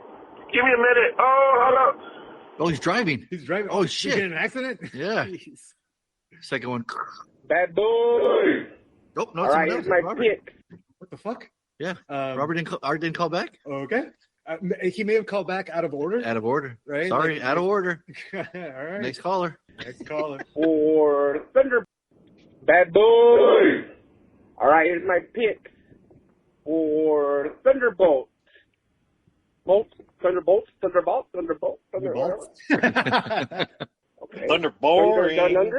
Wow. Anyway, I actually saw this movie, and I actually saw it twice. I liked it the first time, and then I said, let me watch it one more time. But it was a decent movie. I mean, it was funny. It was a lot of fun. It was a fun movie. Action was good. It wasn't, one of the greatest MCU movies, but it was good. The reminded me a lot was of Stranger Things, and it wasn't because of Harville, but it was because the way they put the character, the bad guy's powers and shit like that. It kind of reminded me a little bit of Stranger Things. But besides that, the movie was decent. I give myself $1. Let me see. Fonso's gonna be $1. Boom.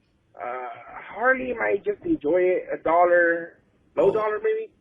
MCP doesn't like superhero movies. What? He has us backwards. He does. I might say low dollar because he might just enjoy the. Hey. No, he doesn't like comedy. He doesn't like dick. I mean, he only likes dick. But I'm gonna go low dollar.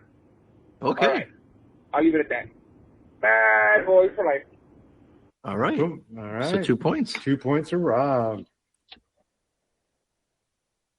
He got you and Harley confused. He did. Well, my internet fell off, so I didn't actually hear his. Oh my God! Tony is so quiet. I heard 2 points. I got the 2 points. Okay. I'm guessing he did a certified $1. He pretty much did. Sort of, he yeah. said low dollar for dollar. you and then low dollar for me. He almost said that I would give it a waste because he said I don't like superhero movies. Yeah. I think he got us confused. Yeah. All right, next caller. All right, now we got my. Nope. Oh. Art came back. Sorry about that, guys. The fucking there he old is. ball and chain called in real quick. But anyway, The ball and chain call. sorry about that, guys. The fucking old ball and chain called in real quick. But anyways, hope you guys have a great time down there at San Diego Comic-Con. Fonso picked Thunderbolts. And personally, it seemed interesting, but not enough to go to the theater. I watched it in the background while I was working out. It's nothing crazy. It just, I don't know, maybe there is superhero fatigue. Nothing really grabbed me. I really watched it more for the end credits to see what's going on. There was that twist with, I don't know. Interesting. He said I watched it for the end credits. Right. To see what Just to see what the progression of the which is where we're at now in this plot. day and age because they do that. The Marvel movies Yeah, are like, yeah. we continue at the end? Oh, okay. Right to the end. Interesting. What happens at the end. Other than that, I think it was just by the number. It wasn't horrible. I want to see a supercut of all the end credit. It gotta be. Because I wonder if that is all you need to catch up to any movie. Maybe that's what Harley needs to watch. Right? No, I ain't. We're not. I don't need his end credit review. Well, can you guys hear me? Right? It all makes sense. Yeah. Like we're next year, like I'm gonna talk to you about the Avengers initiative. Yeah, I want to see. And the next one is meeting Thor, seeing Thor's hand. Right. And then you just okay, all that. There's gotta be a supercut. There's gotta be. It's actually better than the last few superhero movies, but it wasn't great either. That being said, my man Fonso, dollar bills, y'all. Fucking MCP from MCP Studios, brought to you by Blue Chew, and fucking that other shit, the Z-Biotics. Yeah, Z-Biotics. Fucking, I say he gives it $1, and I'm gonna say him. Let's see, my man Harley. Waste of time. On to the extra credit. Got it. And that's an extra point for getting them all. That's right. Bam. 4 points. Woo. Look at that. He just took the lead over Reed. Oh, yeah. He definitely is peeling away from Reed there. Uh-huh. Oh, they like to be close, though. That's true. Yeah. Let's see if Reed called in. Let's see. Okay, last call. Get out of here. Hold, please. Hey guys, I was just calling. Hey! Is it Marge or is it Angie? Who is it? Come on, we can't tell. Hey guys, I was just calling to say hi, see what's up. I know you guys have a live show today, and I just wanted to say thank you for all the entertainment. And I couldn't let all of those 5 be from Robert. So, Robert, you're calling so damn much. Where's my child support wing? I'm just kidding.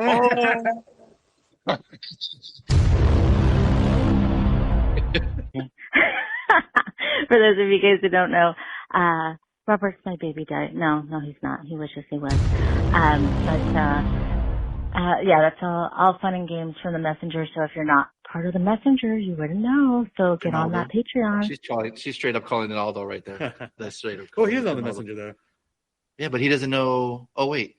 Oh yeah, you're right. Yeah, he's on the Messenger. Yeah, he does know then. Yeah, it's anyone who's listening. Anyone who's listening. Anyone who's listening who you're right. He who doesn't isn't listen when he's on the message. Right. He's backwards. But anyone who's listening who isn't on the Patreon and therefore didn't get invited to the chat, that's what's going on. That's right. A little behind the scenes. And support these guys and all the wonderful things that they do. Anyway, so I just wanted to tell you guys good show, and I couldn't let Robert hog all the spotlight because I'm a petty bitch that way. Anyway, Bad Boys for Life. Bye. Yeah, how about that, Robert? Robert, you had to still like 3 other calls, though. Yeah. He's got you on quantity. Okay, well then that's. Robert, pay your dues, buddy. Right, she didn't give her pick. Oh, no picks. But she did submit them to the website. Boom. So for Angie, she said all dollars. So she missed Harley's. So she'll get the 2 points. And then let's see, we did get a Reed submission, so he's keeping points, and he nailed it. Ooh. Alfonso Dahl for me and a waste for Harley. Nice. Yeah, I knew Reed would get that. Some of these motherfuckers are gonna know him. That's the one. Yeah. All right. Good job, Reed. And now you just let's see. He kept up. Art got 4, and Reed got 4. Yep. See, they're so alike. Them two. Look at that. Oh, right back up there. Yeah. All right. It's extra credit time. I'm evil for extra credit.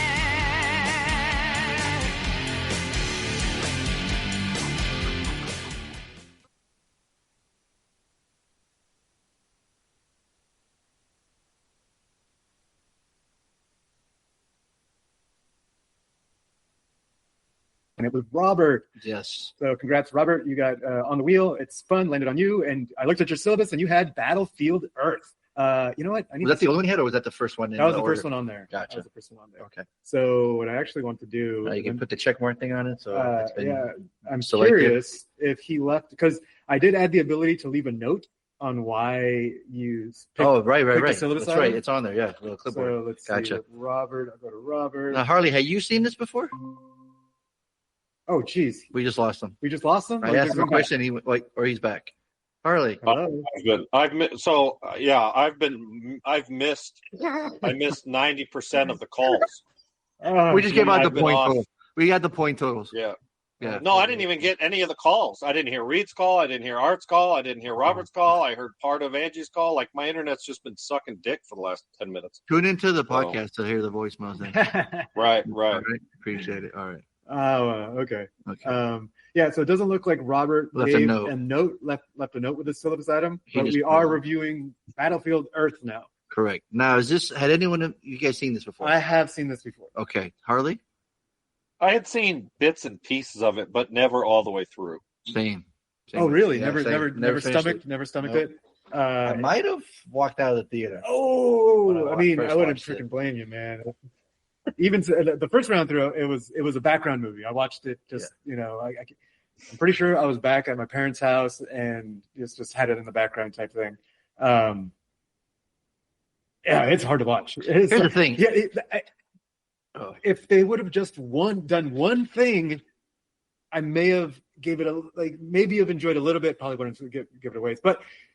Film the movie horizontal to the plane. You like Dutch angle? Oh my god! You like Dutch angle? My god! That the whole Dutch angle for the whole fucking movie? No, it was driving me nuts. It drove me nuts the first movie or the first time I watched it, and it drove me nuts this time. You mean you couldn't just tell your head? Holy crap! You couldn't just tell your head. I had to keep going like this. I looked like a dog with a dog whistle. Like what? Yeah, man. I don't know whose idea was to use the Dutch angle. I had to look that up. To see what? Oh, that's a thing. Yeah, it's a thing. Dutch angle. I was like, why? And then, how many Dutch movies do you know of?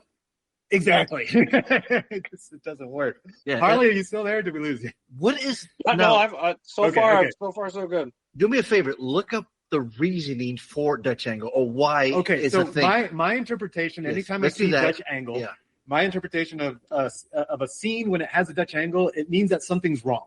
Or something's about to happen. Something's gonna happen. There's tension. It builds zoom tension. In on somebody, right? Right. It's supposed to build a tension, and tension usually implies that something is wrong or something bad's gonna happen. That's a good point because I watched a YouTube video. Somebody explained it, and they said for Mission Impossible, when shit's about to go down, when Ethan Hunt is figuring shit out, it's in the Dutch angle. Yeah. I mean, look, like, there it is. There's it right there. Yeah. That one. Like I see it. I see it, but it's one of those things you use sparingly. Right. Not to the whole movie. The fact that this whole movie was like that. Maybe they're warning us about the movie. This was the editor trying to warn us. He's like, this whole thing is Dutch angle. This whole thing is the bad thing. Dude, it got filmed that way.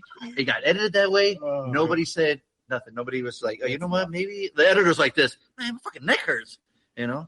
Yeah. But you're right. Read the voice. Read that. All right. So the Dutch angle, also known as a Dutch tilt, canted angle, or oblique angle, is a cinematic technique where the camera is tilted on its x-axis, creating a diagonal or slanted shot. This technique is used to create a sense of unease, disorientation, or to convey that something is wrong or off kilter within the scene. Yeah, I nailed it. I nailed it. Exactly. I interpreted that based on the movies I've seen and what has been happening on screen. Yes. That was my interpretation, and it works when they use it correctly. Maybe This movie did not use it correctly. Maybe they want you to feel unease the whole movie, the whole time. Well, I did, and I hated it. That's the problem. I was like, my man Barry Pepper riding that horse sideways. How the fuck is he doing that? Huh? Is it because there's no gravity in their fucking planet? Is they're on Earth. I know, I'm trying. I'm trying. And then that's the thing. How long had they been there, right? And they just now decide to fucking put that shit on Barry Pepper. Like now, after 1,000 years, they're like, "This is our idea. We're gonna make him." Like, how the fuck am I not figuring this out? First off, I like Travolta. I like Forrest Whitaker, right? I want to laugh throughout this episode or review of this, like they were in the movie. Just yes. I wanted to do the entire review of this movie. Okay, when you look up Razzies or the worst movies of all time, this is easily has to be in there, right? It is. Was Travolta like in there making a money? I feel like he was making. I feel like Travolta was making fun of it. He was just like, right, like they were in on a joke. We weren't in it. There's a ton of backstory in the making of this movie. Okay. Well, here's the thing too, like, and they're aliens just because they have dreads and they're tall. Like, not even their design is good. You know what I mean? Like, and then the whole L. Ron Hubbard thing, like, tied into this whole thing, right? Like, that's like. Well, I think this is why it has such a scarlet letter. Well, isn't L. Ron Hubbard like? Isn't his theory is that we are creations of an alien race from Planet X sent down out in the solar system or something? I thought it was Dimension X. Dimension X, yeah. Like I thought he was like. Is that what his theory is? Is that his whole thing? That's his whole thing. I'm not sure. We can ask AI or Google or right. And so no. But even then, so that's why this is the reason this making this movie. Like, Harley, did you finish it this time? Oh yeah. Okay. I watched it all the way through. All right. Well, what'd you think? Oh, it's appropriately terrible. Appropriately terrible. Got to be the name of the podcast. Appropriately terrible. Appropriately terrible. It's such a yeah. Sorry, I don't know. No, it's bad. It's not the worst movie of all time, and the reason why is there's a lot of aspects of the source material of the screenplay that are quite serviceable, right? It's a sci-fi movie about aliens and humans. Like, we've seen this movie done 1 billion times. Like, this is like we've seen lots of movies with this kind of sci-fi plot, right? In fact, the plot isn't even bad. Like, it's totally. I mean, yeah, obviously the way it's filmed, the movie itself doesn't have any redeeming qualities to it, other than that silly laugh you pointed out. And I thought Travolta's like he's playing it serious, like he's genuinely dramatic in this role, right? It was a passion project for him. He became a Scientologist in 1975. He became a Scientologist 7 years before the book was even published. He was in love with turning it into a movie from day one. He didn't have any success and when the book came out in 1982, he was already over the hill. It wasn't until Pulp Fiction in the early 90s does he have this resurgence in popularity where he takes that clout and says, "Hey, I want to make this movie." And so but unfortunately, because it's ties with Scientology, and the fact that they were going to have to make it on a budget, right? It is a Star Wars, right? It's a space opera, right? This is like what Dune. It's kind of similar to a Dune in the sense of like this is you compare this movie to worlds Dune? And how dare you, sir? the source material in that regards. And that the idea was like, hey, look, we want to make this movie long before special effects on a budget could make this movie. And so they kind of shoehorned it. They kind of, they shoved it down our throats 25 years ago when budget special effects were embarrassingly bad. And so, unfortunately, when you watch this movie now, you're like, wow, the special effects are embarrassingly bad. Back then, they were just, it's what was acceptable for a $30 million budget. Or Wikipedia says 44, but then somebody was sued based on lying about the budget. And so, no, this movie went through one of those developmental hells. And I think what you see, the finished product, is largely a result of that, where you have one, maybe two people that are really hot, like they love the idea of turning this into the next Star Wars. It's constantly referenced to Star Wars. The book being written in 1982 was almost certainly inspired by Star Wars that came out, only a few years before that. L. Ron Hubbard was a known, kind of pulp. What do they call it? Pulp sci-fi. Hold on. Wait. You're saying L. Ron Hubbard? Continue that. Your line of thought. So L. Ron Hubbard was a known, like, bad sci-fi writer. Like, that's what in fact, my stepfather, when I was a kid, was reading Dianetics, was reading all these L. Ron Hubbard books. I don't know if he later became a Scientologist, but when I was a kid. Fonso, when you knew me, but here's the thing, Harley, here's the thing. It wasn't the fiction part of sci-fi. He didn't believe in the fiction part. He thought that was real. No, you're right. I think you're right. Crazy. Yeah, no, I think you're right.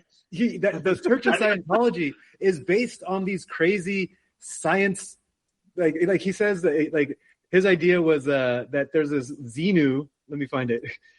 Xenu is a leader of some group, and that they brought humans to the planet Earth and like put them in volcanoes and blew them up, and then that's how humans came to the planet Earth, is because of this alien. Like I don't know all the details. It goes off the deep end, but he was writing. Well, it's silly shit for sure. But they actually believe it. It's actually like one of the books. Right. It's like one of the highest level books in Scientology that's only presented to people who pass all the tests to get to the highest part of Scientology. He originally wrote it back in the day because he thought this was real. And I think this movie was his way of trying to put the idea out there. You see that, right? Like there's parallels to this. Mm-hmm. Like Hubbard wrote that Xenu was the ruler of the Galactic Confederacy. There's some sci-fi shit. Yeah, there's some sci-fi shit. But like he believes it. But he actually believed it. Right. I think it feels like. I mean, I don't know. It doesn't feel like it because I wasn't thinking about it during the movie. Right. Now but now that we're talking about it, I'm like, oh, he was just trying his damnedest to get this story out there through this movie. Yeah, but I got fatigue of sci-fi L. Ron Hubbard movies. L. Ron Hubbard fatigue. No. Okay, so L. Ron Hubbard dies in 1986, just a few years after the book is released. So I don't think L. Ron Hubbard had any. Those aliens finally caught up to him. Well, that would explain like the how poorly held together the movie is. Like he wrote the book, but then wasn't involved in the screenplay. There's an interview with the editor or screenwriter on YouTube. I didn't get to watch it, but I saw that he had talked about it. Like he thought his career was going to be ended, but I guess he's kind of slowly come back. But I'm curious to watch that now after finding out about this. Interesting. Yeah. Right, so well, go ahead. Sorry. Oh no, I was done. L. Ron Hubbard was an American author and the founder of Scientology, a prolific writer of pulp, science fiction, and fantasy novels in his early career. In 1950, he authored the pseudo-scientific book Dianetics, The Modern Science of Mental Health. So, Tony, I think this is where you're talking about, like, this is what you think is real. And established organizations to promote and practice Dianetics techniques. Hubbard created Scientology in 1952 after losing the intellectual rights to his literature on Dianetics in bankruptcy. He would lead the Church of Scientology, variously described as a cult, a new religious movement, or a business until his death in 1986. So I think it's probably one of those things where, it's almost like I always compared Scientologists to Mormonism, except for it lasted or it has more followers. In the sense of the person who created the religious movement knew that what he was spouting was garbage bullshit, but because people believed it, he kind of pivoted at the last minute and decided to claim that it was all real. Yeah. Now bring it back to the movie.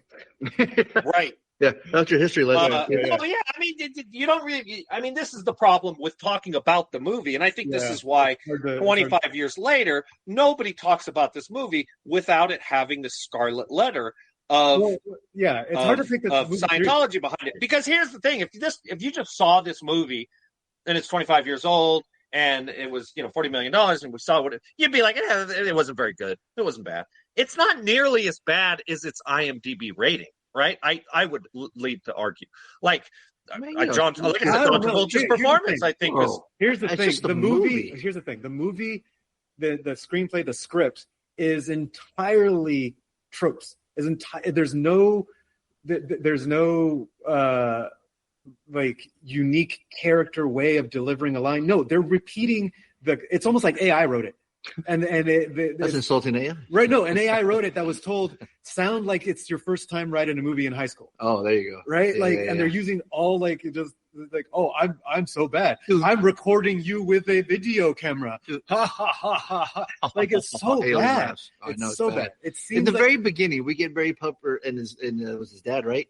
And like, this should be a cool character build-up. We should find out more about them, right? The first part, we should know about them, but no, we don't. It dies, and that's it. And we move on to the next scene. We're like, he's like, maybe there's demons, and I'm gonna leave. Right. And then here, I just got this to save him. Right, this medicine shit right here. He said, "Oh no, your dad died." No. And then he throws a fucking rock. Where did he even pick that up? And he just fucking chucks it. Like, why didn't we get that build-up before that relationship? Now we just okay, we just move on. Literally, it's the next scene after that. That scene didn't build any character, anything that was used later in the film other than the girl. Right. That's it. We just moved on. We just moved on. Yeah. Hey, his dad. That's it. Then how long was he gone to grab that medicine just to fucking dead? Like what? He wouldn't. And I mean that happens, but they didn't do anything with it in the movie. Right. And it could have been saved because the intro is like, it's a rocky start. Rocky star. I see what you did there. See what you did there. Hey, the rim shot on there. I know it's not on there. It's up here. Yeah. Oh, I found it. Fuck you, Harley.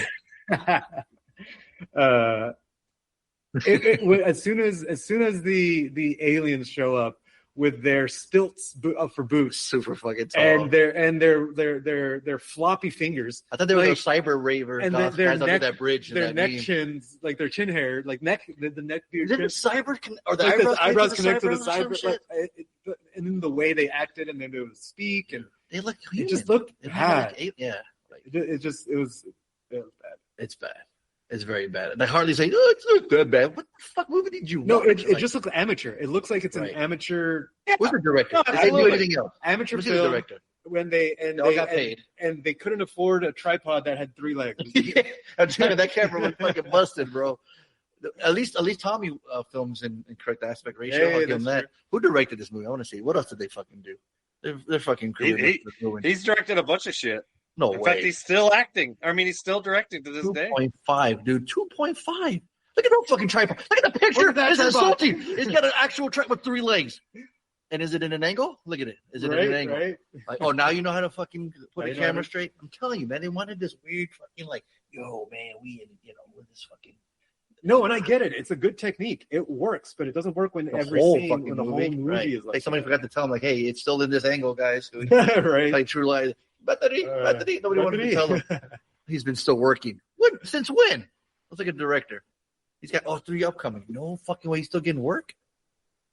Look at that movie. Ain't nobody heard of those. 3.7, 3.5, 3.9, exactly. 5.1, 5.1, 3.6, 2.5, Battlefield Earth. There it is, 2.5. Right. And he still got work. Get anything? There's nothing else to say. It says Academy Award. Wait, what? What Academy Award winner Roger Christian has an exterior extensive. He won an Academy Award for set decoration for Star Wars Episode 4. Why Episode set 4? Interesting. Academy Award. He got an Academy Award. I listened to like a 15-20 minute interview with the guy who wrote the screenplay. Oh, I probably the video I was talking about. Oh, it might be. Yeah. And what'd you find out? It was just how It was just how he was a struggling screenwriter, and so he kept turning down gigs, but this one came up, and he wrote it, and he knows that it's terrible, and he never worked again. He doesn't have anything. He doesn't have any credits to IMDb. The screenwriter. Yeah, well, I get it. So you know what I'm gonna give it? I'm gonna give it this. That is one big pile of shit. Harley? Yeah, it is a borderline pile of shit. This guy. I almost give it $1, or not $1. Sorry, whoa, back the truck up. I almost give it a waste of time because it's not as bad as I think its numbers give it. It's still a really, really bad movie, and for the sake of argument, I will give it a pile of shit. Oh, what? You give it a pile of shit. That is one big pile of shit. Works. He says, "Oh, I might give it this," and then I'm going to give it this. Fucking 10 minutes. Bullshit, dino shit, and rigmarole over here. Like I said, Tony? I said the same thing earlier. It was borderline. It would have been borderline a waste of time. What's the one thing? If they didn't like just have Dutch angle nuts down his throat while he filmed the movie. Wow, pile of shit. Dutch angle nuts. That's the name of the episode. That's one big pile of shit. That's the name of the nuts. episode. Would they be chin nuts? They be slammed to. They be on your nuts and your nose. Dutch angle nuts. I love it.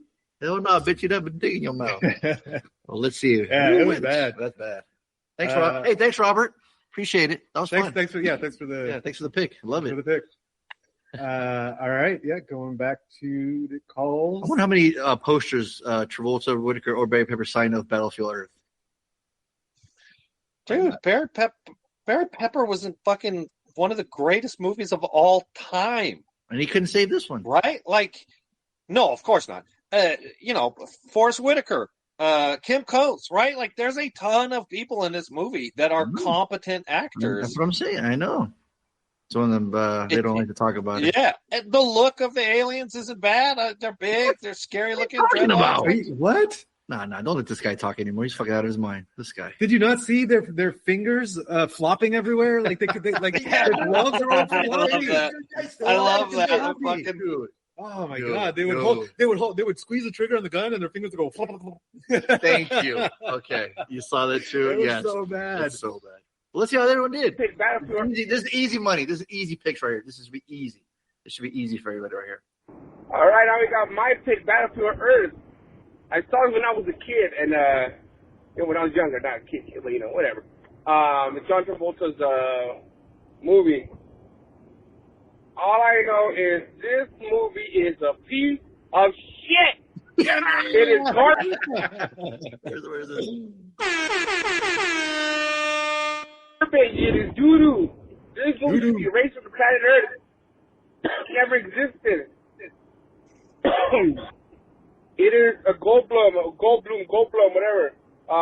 It is a piece of shit. It is the lowest of the lowest.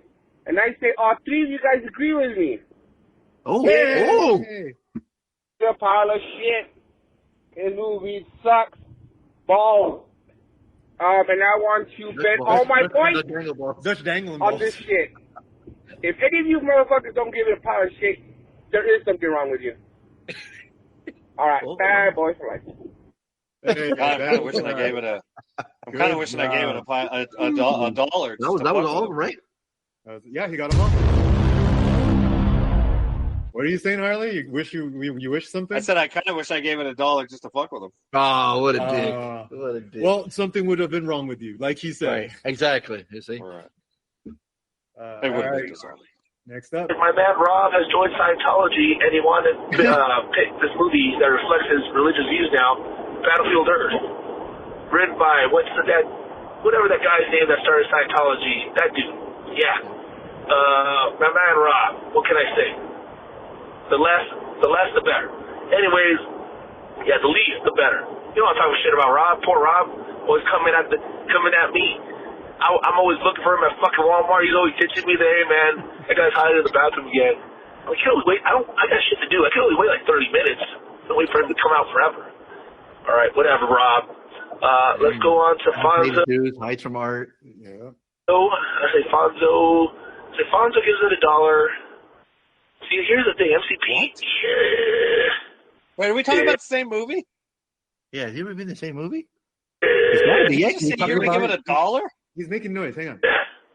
I think MCP and Harley give it waste of time because Harley hates anything religious. This is not really religious. This is a sci-fi movie, but written by fucking that Scientology dude, Hubbard. Yeah, I don't know. About the same movie. That's it. Have a great show. Can't wait. Take care, guys. Bad boys for life. We're the bad boys. We're the bad boys for life. We didn't do shit. I think so, dude. That's one of the worst guesses of all time. His guesses were worse than this movie. Where's that the old Comic-Con? You literally gave it $2. It's the worst movie of all time. Everybody wait for him to come out. I can always look for him at fucking Walmart. My man Rob, poor Rob, was coming to me there, man. That guy's hiding in the bathroom again. I can only wait. I got shit to do. I can only wait like 30 minutes. Don't wait for him to come out forever. All right, whatever, Rob. Let's go on to Fonso. I say Fonso gives it $1. Fonso gives it $1. See, here's the thing, MCP. Yeah. I think MCP and Harley give it. What was that? What was that? That's a new sounder. It's called Pain Train, is what it is. I should take 2 points away, motherfucker. Was he trying to speak Alien? Alien? I thought he was taking a dump. He's going to say, it's a pile of shit. So demons coming out of him. Yeah. It's the time, because Harley hates anything religious. This is not really religious. This is a sci-fi movie, but written by fucking that Scientology dude, Hubbard. I don't know what his name. But that's it. Have a great show. Can't wait. Take care, guys. Bad boys for life. We did the bad boys. We're the bad boys for life. We didn't do shit, crazy shit. We're at San Diego Comic-Con. Looking at shit. Getting signatures, and MCP is tired. No one likes us because we got the bad boys. We get all the signatures because we're so cool. Later, you fool. Take it easy, lemon squeeze. You got bars. Except it's the opposite of that because he got. Where's the Pain Train button? Oh, it's not on there yet. Okay. Dude, hit it twice. That was embarrassing. What the fuck? It was so bad we had to play it twice just to make sure it Jesus was Christ. Golly, dude, that was crazy. Choo-choo, bitches. Wow. Leave it to the train conductor. Wrote it. Wow. He just wanted to go join Reed. That's it. Oh. That's all it was. He just wanted to join Reed. Reed. So what is No, but he just lost the point. So now they're tied. Well, no, we haven't heard Reed's points. Right. We haven't heard Reed's. All right. Listen. Yep. Wow. Dang. That was crazy. From scoring a perfect on the Right, previous from one perfect to a to a completely missed. This movie, dude.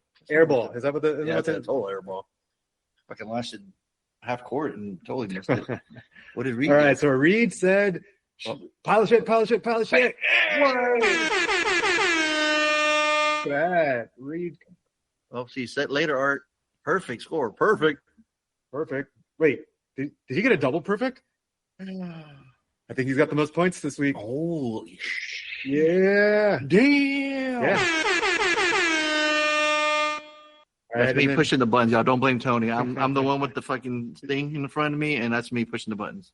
And now we have Angie. Angie said a pile of shit for Harley, a waste for me, and $1 for Fonso. What the fuck? That's some bullshit. Well, at least you got a point. 1 point. And still in the lead. So still in the lead. Hey, gravy. but Reed's catching up quick. Yeah, he is.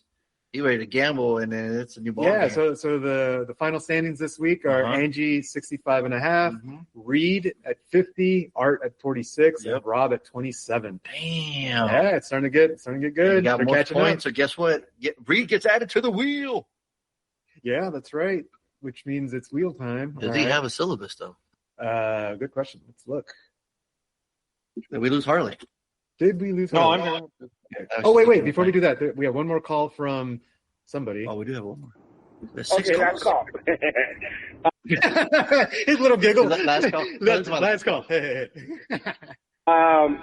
Hopefully that went very, very well. And you guys called it a pile of shit. And I doubled my points. Or else I fucking suck. If it was all part of the plan. I was going to you guys get my service so you guys can see that movie, pick that movie, and never abuse me, and I double my points. If not, I'm a fucking idiot. But anyways, All right, what do you at that? I'll find out. Bad boys for life. Nice. You'll find out. You'll find out. Oh, man. Well, thanks for the calls, everybody. Thanks for putting in the points on the site. This time, Reed's like, nope, I'm not going to miss out on these points. And it paid off. And it paid off. Yes, sir. Yeah. Because he had been 2 weeks MIA, right? Mm-hmm. So yeah, last week he lost a point. He almost lost a point last week. He had lost a point before. So no syllabus. So he does have items on the syllabus. Okay. So let's spin that wheel. Go to I got that wheel. in here. It's not over there yet. No, I have it up here. So let me make this a little bigger. All right, Harley, we're about to spin the wheel. Can you see the screen? No, you can't see the screen, huh? He can never see the screen. No, I can't see the screen. All right, so we're going to read on here, and then we're going to shuffle, and then go over here and hit spin that wheel. There it is. And then don't play too much, guys. We'll get copyright. And here we go. We're spinning the wheel. We're spinning the wheel. And oh, my HW again. Fonso homework. Hey. Oh, shit, son. Wow. Well, you do have stuff on syllabus. I do have stuff on syllabus. I'll have to check it right now. You want to check it and I'll just check right now, say it? Okay. Spin the wheel. All right. So now we'll do our second spin. Shuffle, and spinning the wheel. Oh, MCP extra credit. I definitely have things on my syllabus, so I will. Sorry, Harley. There. Dude, I haven't fucking been picked in like 2 months. I'm just saying. Sucks to be you, man. It's like my chorizo croissant. Wow. Rated R on us. That's the episode. Jesus. No, that's the episode title from last week. What was the episode title this week? Did we decide? I forgot to write it down. You didn't write it down? I forgot to make a note of it. Shit. I'm telling you, man, there's so much shit that he said appropriately bad? Terrible. Appropriately terrible. Appropriately Thank terrible. you. That's definitely. There was another more rated R title that we had thought was. Oh, the Dutch Dangle.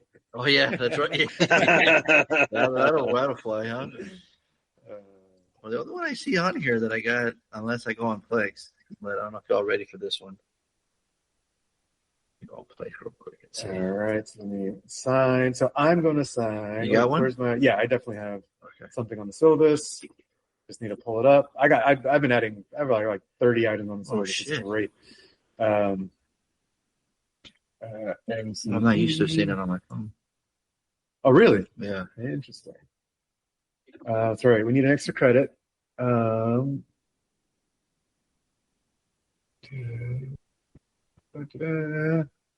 Yep, we talked about it last week, and I'm signing it. Oh, extra credit is A Few Good Men. Oh, shit. It was actually on my syllabus. It was on your syllabus. Number 11. It was definitely on there. Oh, shit. There it is. So damn.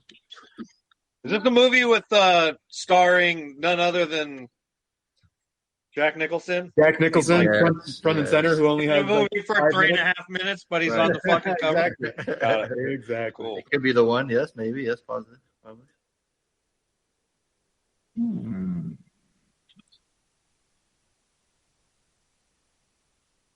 All right, we're just waiting on Fonso to pick, and while he's doing that, I guess we'll just intro the weekend. Weekends. I have to cut it off early, or else we get copyright. Bring Her Back, 2025. Bring Her Back. And the people that brought us Talk to Me. Oh, really? Remember? Yeah. Cool. They're the same people. Yeah. Is that on your syllabus, or you just picked it? Oh, I just picked it. Oh, okay, cool. Yeah. Because I have a different way of pulling something from the syllabus than I do the assignment. Got it. Fonso, Bring Her Back. Bring Her Back. Yeah, the cover looks creepy enough. Oh, Talk to Me. Yeah. Cool. Talk to Me. Yeah, that's it. Same people, right? Yeah. Yeah. That was cool. I like that movie. There we go. All right. Ooh, this episode long. My weekend, nothing. I didn't do nothing. I can't remember it. So last week? Yeah. Right. What was last week? Harley, you want to tell us about your weekend? You had the biggest weekend. Yeah. Maybe we should save you for last, or it doesn't matter. I mean, I can certainly.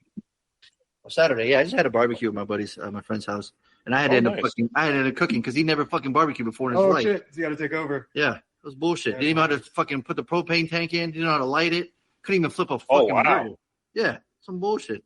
I get there like, hey, you're on grill. That's what I'm fucking 30-some years old. I know. Wow. Like, you've been to plenty of barbecues. You've never fucking, you've just eaten. All you've done is eaten. Huh? You've never fucking gone there. Yeah, motherfucker. Well, yeah, that's what I did. I get an apron. Like, hey, you're on cooking, dude. I'm like, it's a barbecue. There's only like, you're only going to make 10 patties. What do you mean there's a shift? I got a cooking shift? What are you talking about? We're just cooking burgers. And I'm like, why the fuck am I cooking? Your fucking boyfriend should be cooking. What the fuck? So that was my weekend. Teaching the kids how to cook. How to use the goddamn grill. Yeah. We're screwed, man. Is there like a YouTube video that you can go to? Like, you should have, right? Yeah. He's like, oh, it's my uncle's grill. Oh, get this. This is the best part. When he opens it, guess what? It wasn't clean. Not only was it not clean, there was tortillas left from the previous fucking barbecue. Yes. I'm like, bro, you're hosting a barbecue for all your friends. You didn't think to consider this whole fucking week to open it and see if it's dirty or if it's clean. So and he was cleaning right there. So his other friend who doesn't give a shit, he's just sitting there drinking his beer, recording, and goes, he's like, look at this dumb fucking bitch right here. Didn't even fucking clean. I mean, he's just roasting him. Like, you thought the food was being roasted? He was being roasted more. Yeah. And in his defense, I'm pretty bad about cleaning my grill. I always just clean it. And you will be judged. You will be judged by your guests who come over for a barbecue and your grill isn't clean. Yes. You're gonna get judged. Well, I always like get it really hot. And then I take the brush and I scrub. When you do that, do you wait for your guests to arrive first? Are you doing that before? Or do you do that before they arrive? Right. Well, I mean, it would depend, but let me ask you this too. The fact that he has to think about it, it's already the wrong answer. Let me ask you this: when you arrive at the barbecue, right, especially if it's at a 2:00 time frame, are you expecting to eat immediately right then and there, or do you have to wait?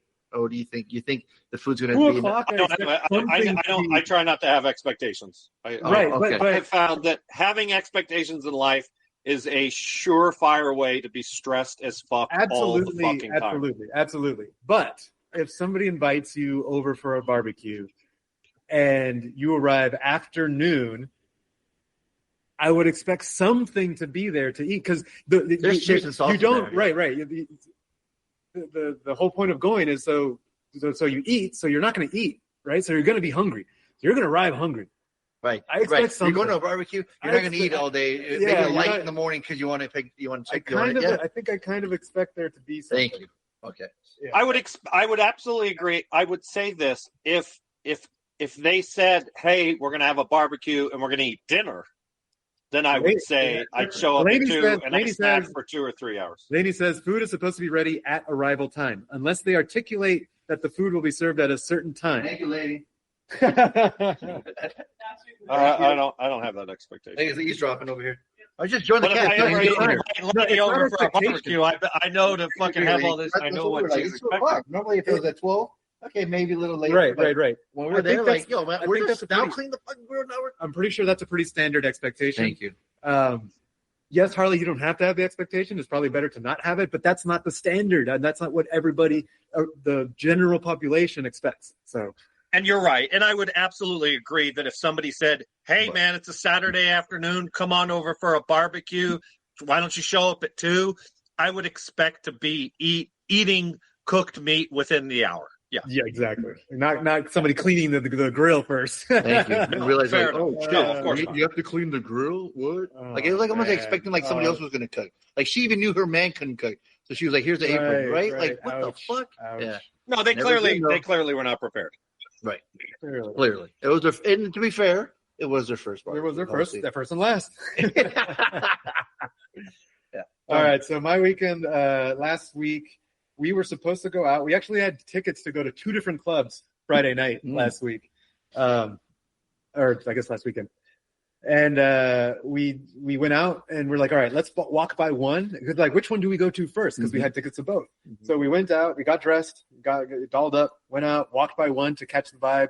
Didn't catch the vibe. We're like, all right, let's go walk to the other one. Walked to the other one. Didn't catch the vibe. We're like, let's just walk around downtown. So we walked around downtown and went home. Then went home and got drunk and played video games at home. But you can do that, though. That's the luxury. You can have the drive. It is pretty damn cool that we can do that. Yeah, exactly. we didn't drive an hour and be like, all right, we're not feeling it. We're not feeling it, but we have to go in, or we're feeling like it's a waste. So it's like, yeah, we just went out, walked around, and then came back home. And then the Saturday, just The Hangover, playing video games with my brothers, and then I worked a little bit Sunday, and then watched the movie. No, I did not watch the movie. We played. I played some more. No, that's right. And then and worked. Okay, we're recording later, so you're good. Yeah. Yep. What you got, Harley? Dirty Bird Camp Out. Take us home. Yeah, Dirty Bird. Yeah. So obviously this year, well, and it was. I'd been struggling because we had this weekend planned because Dirty Bird Campout was at a different spot because Dirty Bird Campout this year was alongside another event called Northern Nights. It's in Humboldt. They have it every year. And so this year they combined forces and they called it Dirty Bird Campout X Northern Nights. And so this was the first year after several years hiatus from Dirty Bird Campout because the organization changed hands or ownership hands. And when it got sold, the record label got sold. The owner, Claude Von Stroke, he retained the rights to all the events. He didn't throw any events because he didn't own the rights to the record label. I'm not sure why. I'm not sure the business behind that, but he eventually sold the rights to the events. And so people started throwing the events. They have a Camp In, which is in Florida. I've never been, but they did camp out. And what was particularly interesting was the lineup was all the OG camp out or all the OG Dirty Bird artists that founded the organization 20 years ago, basically. So I was really excited for the lineup. And there was some other artists there that weren't Dirty Bird that for the Northern Nights thing. The main stage kind of shared a big event. I think 10,000 people showed up. I think was a number I had heard thrown around. Multiple stages. Me and Schwa took the RV. So it's 3 nights. We had a fabulous time rolling. The second night it was Schwa's first time rolling, so that was really cool. Nice. He had a great time. He found out he likes dubstep, or at least whatever Zed's Dead played. So Tony, I'm sure you're familiar with Zed's Dead. Yeah, I know Zed's Dead. Yeah, so they were the headliner on Saturday night. Cool. And I didn't know what to expect, and but I thought I was like when I heard the name, I was like, I think that's like bass, like dubstep, and so I didn't really know what to expect. And so I didn't do any research on them. And so we hung out for, I don't know, about 45 minutes of their set. And it wasn't bad. It was appropriately. Like it was the appropriately. He just fucking. I know. I keep using that. Sorry. Not bad. Like that's the name of the No, it was like and I was like, oh, I could see why this does well on a big stage to a big crowd, right? The bass, the fucking, the breaks, the the energy that comes with this bass known as dubstep, intertwined with some drum and bass and stuff like that. So that was cool.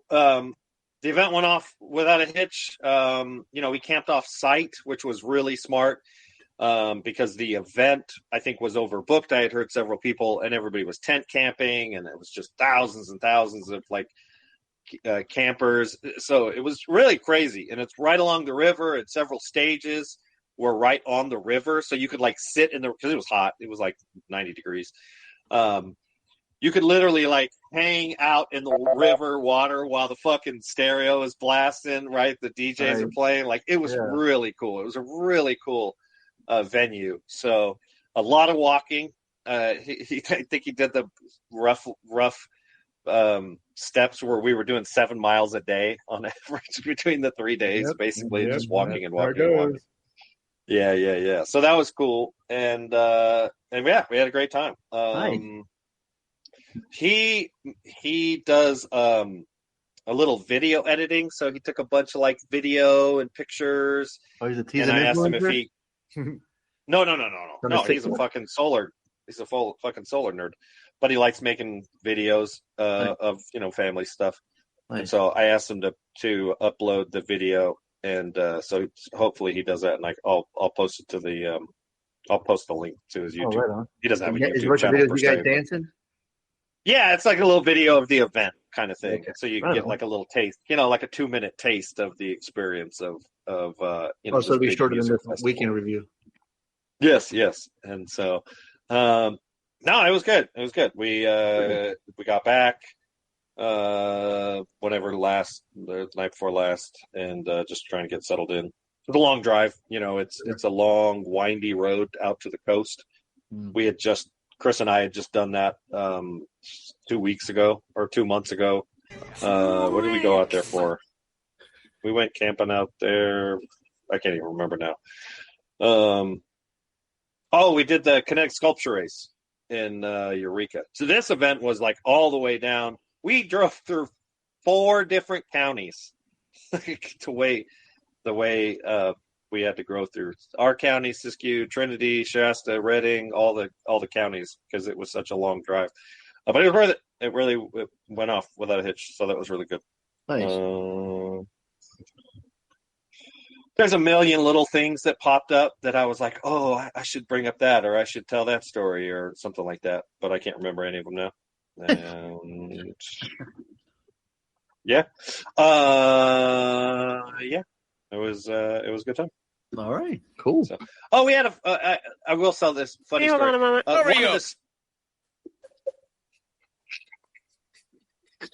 I don't hear the drop that entered. Oh yeah, I did. It came up. It didn't come through. That's all right. Keep going. Yeah. So I told Schwa that several people that I knew were going to be there, and supposedly they were going to be DJing. I was under the impression when I talked to them that they were going to throw a Renegade. A Renegade is basically like a campsite where people just hook up speakers to a generator, and it's not like part of the organization. Renegade parties, Tony, I'm sure you're familiar with Renegades. Yep. So when I was in Humboldt last time, and I was talking to my buddies that are all DJs that were throwing parties and stuff, and they were like, "Yeah, we're playing there," and I was like, "What? Really cool?" And he's like, "Yeah," and I was like, for some reason, because they're just kind of smallish DJs, Humboldt, I just assumed that they were Renegades. So me and Schwa get there Friday afternoon, long drive. We're fucking tired. We walk from one end to the event, kind of check all the stages, and we go to one of the stages, one of the smaller stages that's kind of on the outskirts. And as I'm walking up, it's like 6:00 in the evening. I walk up. I recognize the DJ. It's one of his name's Scott, and I was like, and I put my hand over my head, and he makes eye contact, but it's a stage, it's elevated, right? And we shake hands. He's obviously DJing, and so Schwa's first experience of us going to this gigantic music festival was me walking right up to the first DJ. Just obviously sheer luck, just dumb luck that he was playing, and then afterwards, we introduced each other. I introduced Schwa to everybody. And so that was kind of cool. It was like this moment of like. You were the guy that knew the guy. Right. That knew the guy that knew the DJ, right? So that was really cool. Like I said, it was just silly and dumb luck, but it was cool. Everybody, we all stood around and you got mad pussy that night. That's what you're saying. No, there was no pussy. Right. There was tons of TNA. Oh, tons of pussy walking around for sure. No. It's a bunch of. You were rolling and didn't get laid. Oh no, it's not. That's not what it's about. Yeah, tons of ass, tons of. Well, and what I didn't know about this, but the Northern Light, where the event is where we call the Emerald Triangle, and it's historically the kind of weed capital of the world. Right on the border of Humboldt and Mendocino. It's kind of inland in the hills where it's nice and sunny. It's historically where all the hippies moved from San Francisco, and they started growing illegal marijuana. So it became the weed capital of the world. And so a long time ago, this is kind of what this event was around, was marijuana culture. And so I didn't really know that when we got there. And it's not about marijuana anymore. It's about all the other drugs. So everybody's fucking doing coke, and of course everybody's on ecstasy, and so it is a drug-fueled weekend. With that said, I didn't see anybody shit-faced drunk. It's not like at a nightclub where there's always 3 or 4 just pass the fuck out drunk. I didn't see anybody. I mean, there was alcohol at the event, And certainly you saw people drinking, but I didn't. And it definitely, in all the events we've been to over the years, it did seem like a fairly younger crowd, probably early 20s. It was an 18 and up event. And there was certainly, I'd say 1 to 2% of the people I saw looked like they were 18. Most of the people seemed like they were in their mid 20s kind of thing. I didn't see anybody like that did too much or drank too much or anything like that. Now, granted, we were tapped out on all the nights by 2. And of course, these events go till 4 or 5 o'clock in the morning. So we didn't see, the kind of quote worst of it because, we're like, it was kind of an event to get back to our RV because we did camp off site. And so you had to walk to, they had buses that would take you to the parking lot where your cars were. And so it took us about an hour to get from our campsite to like an actual stage, jumping off, so that was a little bit of work, but all in all, it was great, and totally do it again next year. I would absolutely check out Northern Lights Dirty Bird Camp out again. So cool. Yeah. Cool. Well, I think that's it. That's it. I think I don't even know what number it is. Oh shoot! I moved it away. We're at 240 or 740. 740. Okay, that's going to conclude. That's a long one. Ooh, hope y'all like a long episode. This is a long one. Episode 740 of the Bad Boys Podcast. We appropriately, terribly review these movies. I've been your host, Fonso, saying we ride together. Harley, we die together. MCP, Bad Boys for Life.